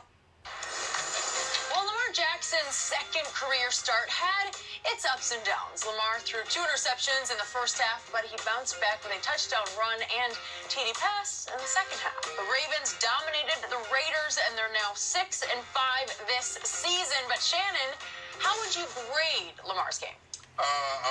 Skip, I don't, this or that. He's a rookie or that. I just grade. Okay. You come to my class, I teach advanced classes. You in here, you get advanced grades. I gave him a D. Really? He only skipped, because think about it, he only had 25 attempts, and he threw 2 picks in those 25 attempts. Now, what he does have playing is the number 1 defense in football playing behind him. So he was able to get away with that, plus he's playing the Raiders. We know the Raiders, they done packed it in. I don't know who's going to be the number 1 pick, but I think the Raiders are trying to get him. And then you couple that with Dallas pick, and then they got picks next year, and they got a pick from Chicago. So they got 3, they're going to have 3 first rounders this year, Skip. Look, I believe he will remain the starter for the simple fact, Skip, we know what Joe Flacco is. I do not believe Joe Flacco is in their future plans. You don't trade back into the first round to select this young man, get an opportunity, because normally what they do, if you make a decision that, okay, we're going to draft a quarterback, we're going to stay with the veteran, all of a sudden we fall out of the playoffs, we're going to put the guy in, you don't go back to the guy, you don't go back to the veteran quarterback unless the rookie gets hurt. But Skip, what this does is that these are meaningful games. And I believe Lamar Jackson will get more from this because they're right there on the cusp of the playoff. They're in the wild card spot. They're right there. But he's getting more. He'll learn more from this than he would in meaningless ball games. They're out of the playoff. They got nothing to play for. So I believe they stick with Lamar Jackson. But his performance yesterday leaves a lot to be desired. He's a ways away from being the quarterback, and I think this is very valuable for him, Skip. But yesterday, I mean, you look at his performance. I mean, it was erratic. His accuracy wasn't very good, but he got some legs that can get him out of harm's way. And they're doing it. Marty Wig, the offensive coordinator, is doing a great job of putting him in a situation where he can succeed. We're not going to ask you to throw a whole lot. Yeah. But when they don't ask you to throw a whole lot, Skip, the one thing you can't do is put the ball in harm's way. Because if you fall behind, they don't have the type of offense with him in the ball game that they can come back. So that's why I gave him, because I thought he played. Now, he did flip it around the second half. He got better. But playing against the Raiders, you play against better teams, you can't do what he did yesterday and expect to win. So I'm going to amplify on your grade by saying just on pure performance, I give him a C+. But on impact, I give him an A. Just on impact on this franchise, on the fandom, on the defense. Right. I love what this kid brings to Baltimore. I loved it before the year. I told you before the year I would close my eyes and throw him right into the fire because I've seen enough of Joe Flacco. Maybe, one of the top 10 playoff quarterbacks in history, easily top 10. And yet, in the regular season, he's been below average. Since they gave him his money, which they did twice, he's been below average. They've missed the last 5 of the last 6 years. And all of a sudden, this whole franchise has been re-energized by this kid taking the reins. If I know John Harbaugh, and again, I don't know whose call this is. You probably know the Ravens better than I. Is Ozzie going to have a call? Is the owner going to have a call? Steve Shoddy? I don't know who calls the quarterback in the end. Whose decision is this? The buck stops where?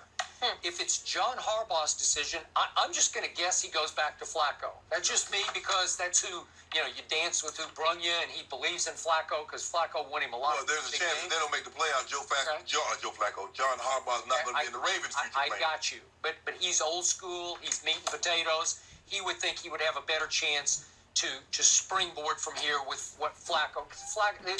Have there ever been two quarterbacks more opposite than Joe Flacco and Lamar Jackson? No. Ever. So it's how you play the game. And all of a sudden, my man T Sizzle is energized yesterday. He's running one back. And he threw the juke move on the guy. I know. When you think about in today's game, when you can hold a team to under 250 total yards, in today's game, the way the offense is wide open and they're throwing the ball, and give up 17 points. Yeah. And they kept possess the ball 34 minutes to 28 for the Raiders. Yep. That'll win you a lot of games. It'll win you a lot of games. Look, QBR will never love Lamar Jackson. No. Stats will never make his true case. Yeah. Your eye test is what shows you what he can do because every once in a while he just gets loose. Right. And every once in a while he throws a nice ball that goes for a touchdown. The likelihood of him having games like Drew Brees, where he has as many touchdown passes and incompletions, that's not him. It's not the way he's going to play. And over time, you're going to have to accept what he is and what he isn't. Right. But what he is a lot. Electric. And remember what happened 1 week ago today, because Michael Vick sat right there and said, he's faster than I am straight line down the field. Yes. Okay, so when he gets loose, he can really fly. And Skip, you get 43 attempts for 242 yards, you're going to possess the ball, but the one thing you can't do is put it in harm's way. No, you can't. And both of his interceptions got tipped by DBs at the point of catch. But the one up the rail, Skip, up the sideline, that was a horrible throw. Okay. I don't know what he was thinking on that one. You got to throw it's got to be up and down. When you throw a rail shot like that, when you have a free safety that's going to come over the top, that ball's got to get up and down. Okay, I got you. But just remember, Peyton Manning led the league in interceptions his rookie year. Yeah. So you get thrown into the fire, it's a hot fire. Yeah. So he's got thrown into a playoff fire, and this is only his second start. I'm not overly defending him. I'm just saying he's going to make those mistakes. Yes. And yet, I do think, I watched him so much at Louisville, and Bobby Petrino did a really good job with Lamar. Yes. Putting him in the right positions to maximize what Look how Louisville looked without Lamar Jackson. I agree. Bobby Petrino got fired. He got fired. But while Bobby was there, he did good things with Lamar. He did. And Lamar, his velocity is above average to me. It doesn't look that prettiest when it comes out of his hand, but he throws a nice ball that can be just accurate enough. It's never going to be deadly accurate, but I think this defense is liftoff right now. And again, they're sort of thriving on him, and he's feeding off them. Right. And you better not go back to Fluco. It'll take the air right out of him. And that's why I believe they stick with him, Skip, because he needs time. He needs playing time experience. And he gains nothing by going back. Like, he did get 2 games this rookie season, no. Well, obviously, John Harbaugh just needs to make the playoffs. So he's not caring about developing Lamar Jackson, right? Well, here's the thing. I believe the development of Lamar Jackson is more important than the Ravens making the playoffs. Really? Yes. Okay. Yes. Well, that's a mouthful because Ozzie, this is his last hurrah, right? Well, he'll still be around. He'll still be able to bounce ideas off him, but he's gonna be able to sit back and kick his heels. Okay, so if you're John Harbaugh, heart of hearts, what do you want to do? I think you want to go back to Flacco. Well, if you go back to him and Flacco's not in your plans in 2019, then what? Okay, but he's just trying to save his job, and he would tell you, I got a better chance saving my job with Flacco than with Lamar right now. That's what he would say. Still might not be. Okay, it might not be enough, but if they do make the playoffs with Lamar, you've killed 2 birds. Yes. You've developed him, and you've gone ahead and succeeded. I just believe for the long-term benefit, Lamar Jackson needs to remain the star. Okay, well, I agree. And one thing about this kid, I never see him crack. I love his poise. I love his presence. He keeps his cool. I never see him look like a rookie. You know, he doesn't. He never looked like he was stressed with the Heisman pressure on his shoulders. Because he came back and theoretically, he had a better year statistically. He did. His second year after, the year after he won the Heisman, than he did. His win-loss record didn't say that. My point is, you can't ruin him this year. He's not ruinable. He's not one of those kids who has that fragile sort of confidence about him that they'll never recover. He'll be fine. It takes a lot of skill when you haven't had a quarterback like this, and to just all of a sudden have to design an offense that's centered around what he really does well, because most of the guys are used to having prototypical quarterbacks drop back, throw the ball 1, 2, 3, 1, 2, 3, 4, 5, and get the ball out of their hand. Well, this kid is not like that. So you have to, a lot of stuff has to come off of zone read, RPOs, and to design that takes a lot. Yeah, but when he rolled out, he hit that crease yesterday. He was in the end zone like that. It's like. This holiday, treat yourself with Wawa Reserve's new winter blend.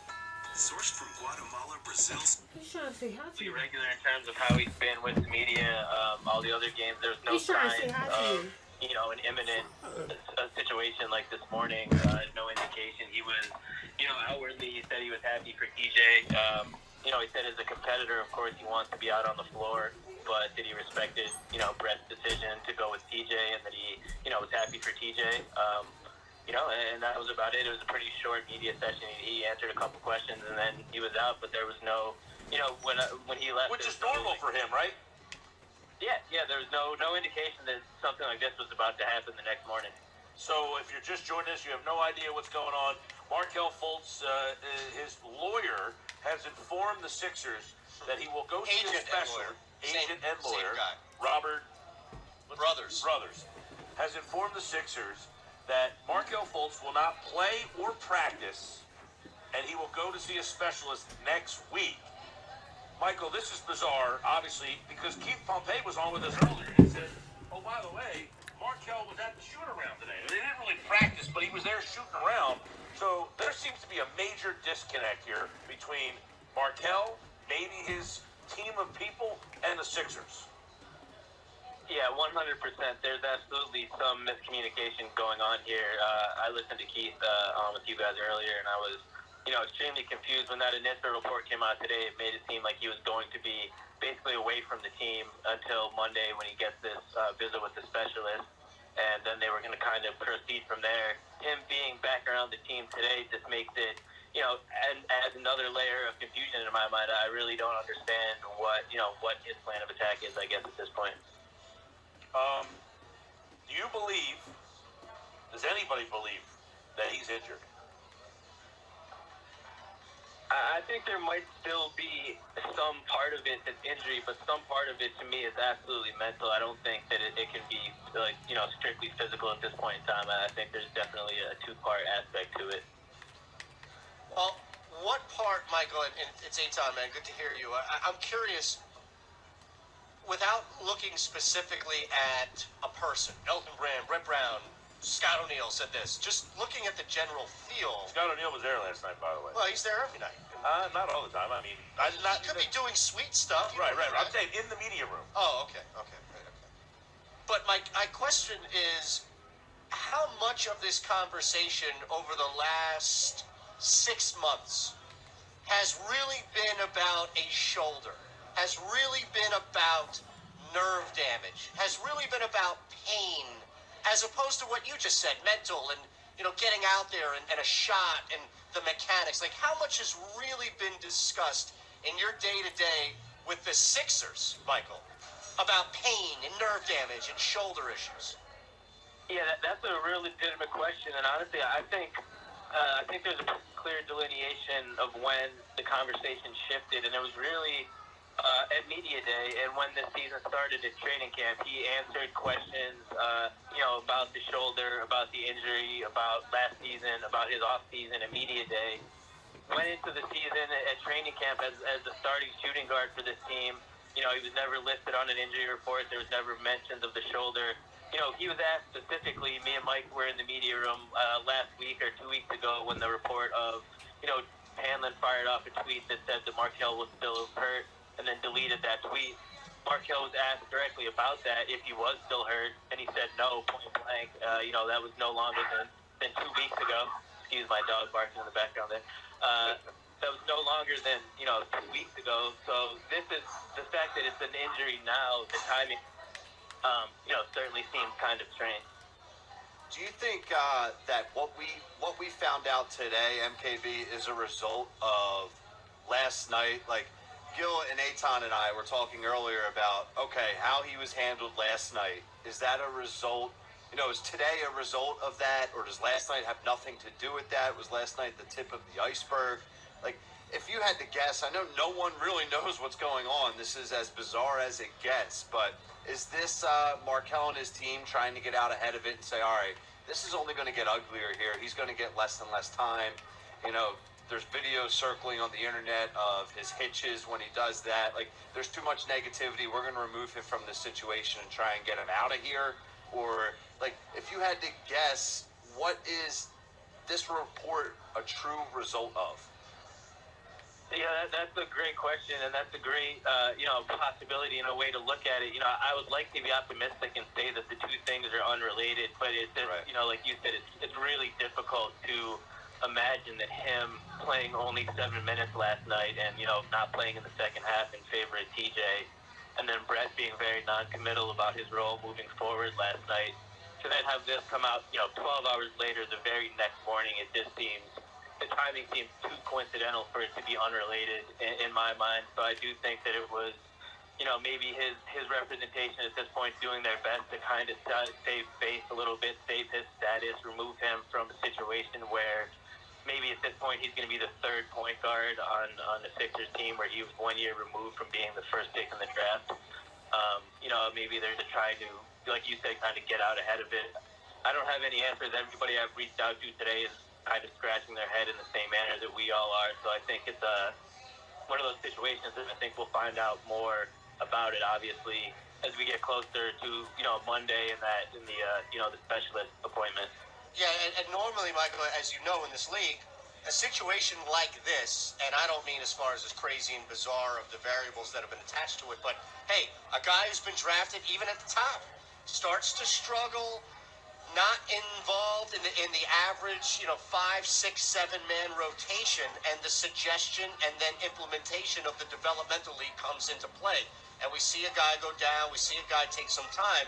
How much do you think, A, was that a reality for Fultz, and B, the main catalyst for him to buck back at the team and say, now I'm hurt? That's another very good question. And from what I've heard from people that I've talked to, the G League with Fultz at this point was never really a discussion amongst the team.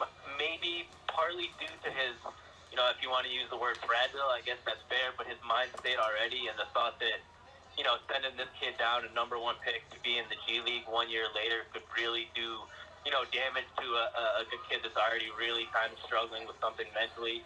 I think that wasn't, maybe that was an idea that was kicked around in the front office, but was never really brought to Fultz and his people.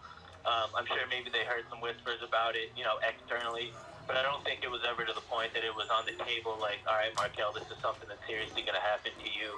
But I do think that the loss of minutes is, and a role with the Sixers right now could be, a legit catalyst for what's happening. Now, Michael, we kind of talked about this before, and Eitan had asked me, like, I don't personally, you have talked to Markel a bunch. I don't personally think Markel went to the team or had a problem.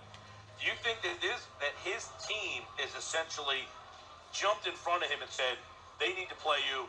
If they're not, this is what we're going to do? Or do you think Markel is on board with the way that his attorney/agent has handled this? Because I said, I personally don't think Markel has endorsed this way of handling it. This process. Right. And Eitan said, why do you feel that? I said, that's just my opinion.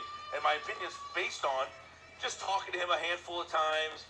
Like, I think he understands that he is not where he should be or needs to be. And kind of feels like, I just want to be a part of the team right now. I don't want to be a distraction.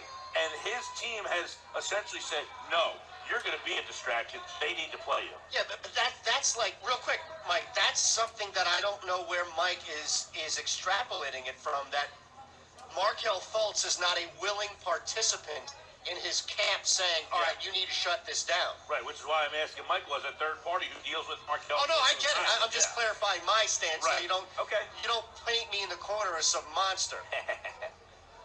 So do you think Markel is endorsing his team's approach to this?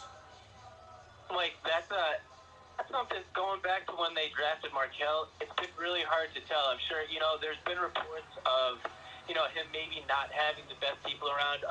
Joel said something last season about Markel maybe not having the best people in his ear. He didn't really elaborate on exactly what he was talking about. But when Markel's talking to us and talking to the media and he's around the team, he seems like very humble, very genuine. He obviously he has a real relationship with his teammates and he likes being around the team. So from as far as we can see, he really does seem to be willing in terms of he wants to be there. He wants to play the role that he has. Like you said, of course you'd like to play more, but he understands the situation. But behind the scenes, you don't know what people are. At least I don't know what people are telling him and how much he's letting that impact him. Clearly you would think he would have the final decision of whether or not he wanted to step away from the team to miss these games. Well, wouldn't it suggest if this morning he's not going to play, he's not going to practice, and then he's at practice today? Wouldn't that suggest that he says, guys, I just want to play? Like, what are you making me do all this for? He seems like the kid whose parents are forcing him to play basketball when he doesn't want to. And I'm not saying he doesn't want to play. I'm just saying he does want to play. And I don't think, quite frankly, he cares right now what his role is. I think his team is more cognizant of his role based on his draft status. Talking to him, that's how I would feel too. But I'd be lying if I would say I genuinely know how he feels behind the scenes to maybe feel motivated to do these things. He obviously, he wants to be around his teammates. I know that for a fact. TJ talked about him last night, and he talked about TJ in this way that, said that their relationship goes beyond basketball, that they're like brothers. He's genuinely a part of the team in terms of his teammates. So any issues that he is having would be, above the team, like front office ownership issues. So I think like you said, for the time being, and he's still a 20-year-old kid, it is hard. If it was up to him, I think he would just want to be out there with his teammates playing for the Sixers in whatever role he could get. I think it's just a matter of how much he's letting outside influences obviously impact his decision. So now what?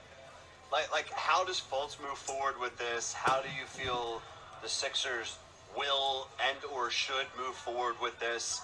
And I mean, let's just get right to it. I'm just curious on your opinion here. Is Fultz going to be a legitimate piece in their rotation at any point this season?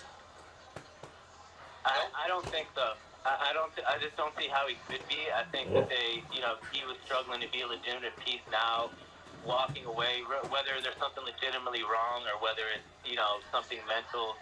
I just don't see how he's going to be able to, integrate himself back into the rotation when he's already been struggling to do so, given, ample opportunity out there early this season. And, there's a multitude of ways this could go when he has this meeting. Is he going to, his team could allege that the Sixers misdiagnosed him. It could get ugly that way. Maybe he could just get treatment and come back and play later in the season, similar to last season. So you don't know which way this thing's going to go. But either way, I just don't see where he's going to come back to be a legitimate contributor, at least this season. Here's the biggest issue I have with he's getting bad advice, which is true. It's real. I mean, you know it. People that are covering the league outside of Philadelphia know it. We all know that there is a clear-cut issue with the advice that he's getting. But here's the biggest problem I have with that, which is he's got people on that team that have come out and have been outspoken. And I don't mean Brett Brown, Scott O'Neal, Elton Brand. I mean Joel Embiid, Ben Simmons, TJ McConnell. He has teammates who have been in this league way longer than he has, in some cases, who have said and have been outspoken in defending him and saying he's a good kid, we love him, we believe in him. At what point, and I don't mean to hold them accountable, Michael, but at what point do you look and say, dude, help this kid out? Make sure that you can try, and I know that there's that gray area of how much you're overstepping, but if we're led to believe that they really care about Markel the way in which they say they do, and I have no reason to believe that they don't, at what point do you look around and say, somebody on his level, not above him boss-wise, but somebody on his level, co-worker, should step in and probably say, dude, you're getting some bad advice. Yeah, like you said, I think it's a matter of, like overstepping their bounds and also just still not knowing exactly what to do. Joel has talked about Markel and it being an injury. Other players have alluded to things mentally. I think it's just where that they don't know exactly the best way to help him.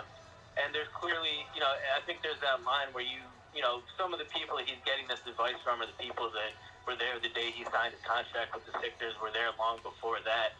So then you get into the family dynamic, and it just gets, to a deeper situation. I think some players don't feel comfortable crossing. But, I do, like you said, I do think these players genuinely care about Markel, and that's the only thing that's really made this situation somewhat tenable. Otherwise, it could have, divulged into a much, uglier situation a lot quicker. Michael Kasky-Blomain covers the Sixers for 97.3 ESPN.com. The story today, just bizarre as can be. Essentially, Fultz's team has told the Sixers that he will not play. I didn't get a chance, none of us have got a chance really to hear Brand or Brown. What can you share with our listeners and us from some of the things that they said today? The tweets that I saw, just essentially, both of them kind of sound like this was a total surprise to them. Yeah, Mike, they were, they seemed almost as surprised as we all were when we saw the initial reports this morning.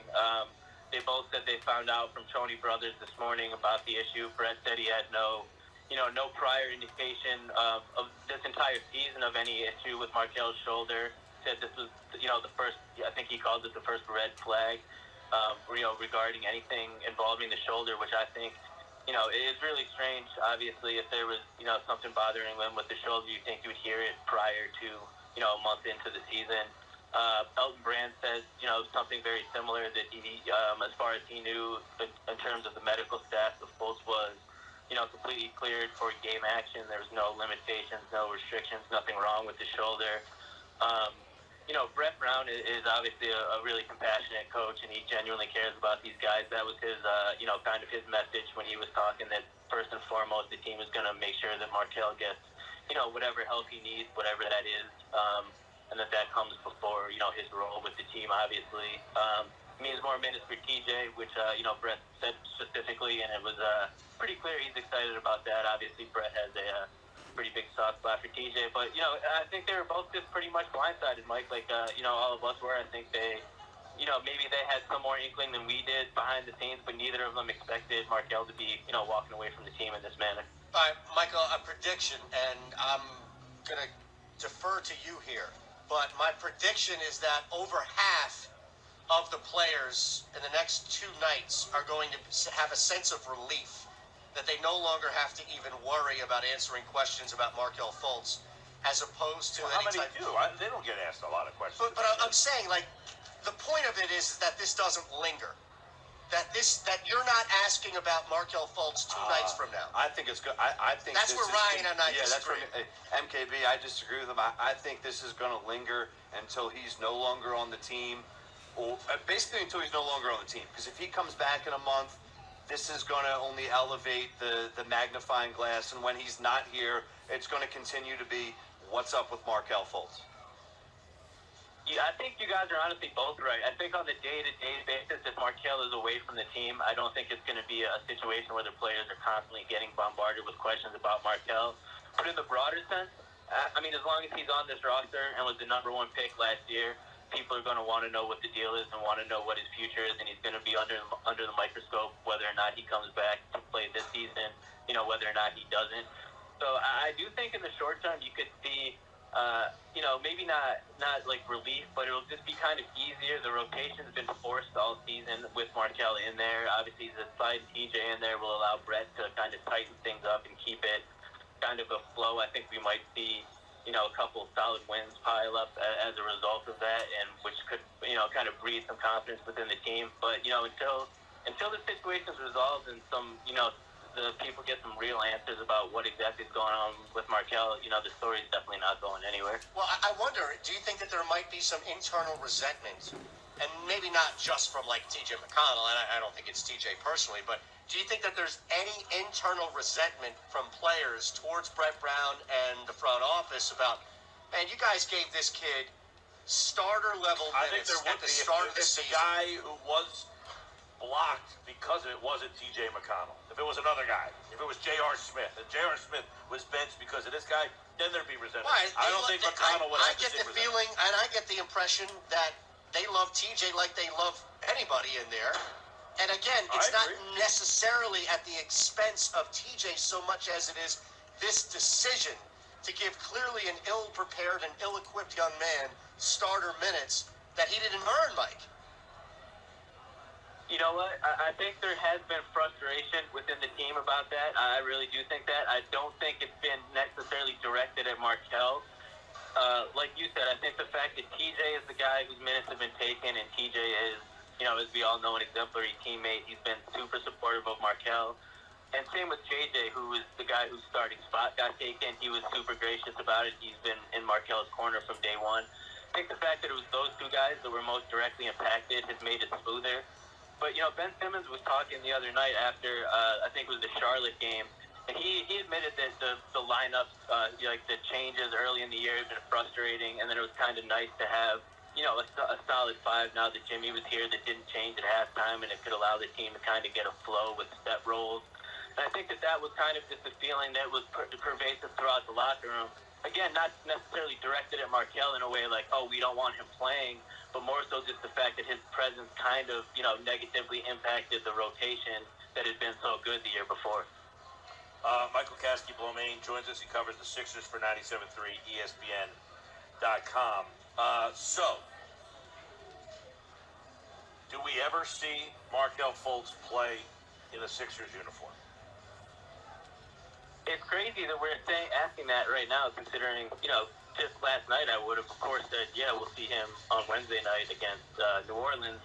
I think it's a legitimate question at this point. I think, obviously, a lot of that depends on, what comes out of this, visit with the specialist on Monday, and really what the aim of his camp is.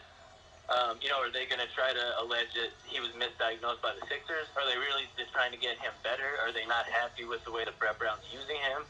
I think that really will depend, or what happens with that will go a long way in determining his future with the team. If he's truly just hurt and is looking to get better, sure, maybe he'll come back. But if there's more to it and, there's things where the two sides are at odds under the surface, I think there's a legit chance that, last night was his last game in a Sixers jersey. Unbelievable that this has come to this. And, in the end, when now, look, revisionist history, hindsight 2020, Monday morning quarterback, whatever you want to call it, this is a colossal disaster with where they could be with a healthy Fultz and or never making the move. We can all, of course, make that assertion. But where they are right now, I guess should be commended that they've missed on this has been a total disaster for them. And here they are still in the thick of things. I think you got to look at it from the positive side, too. Michael Kasky-Blomain, Wednesday, the Sixers take on, Wednesday they play New Orleans, and then Friday they play Cleveland. So a busy schedule. We had Mike Muscala on earlier. He talked about how crazy the schedule has been, all the back-to-backs.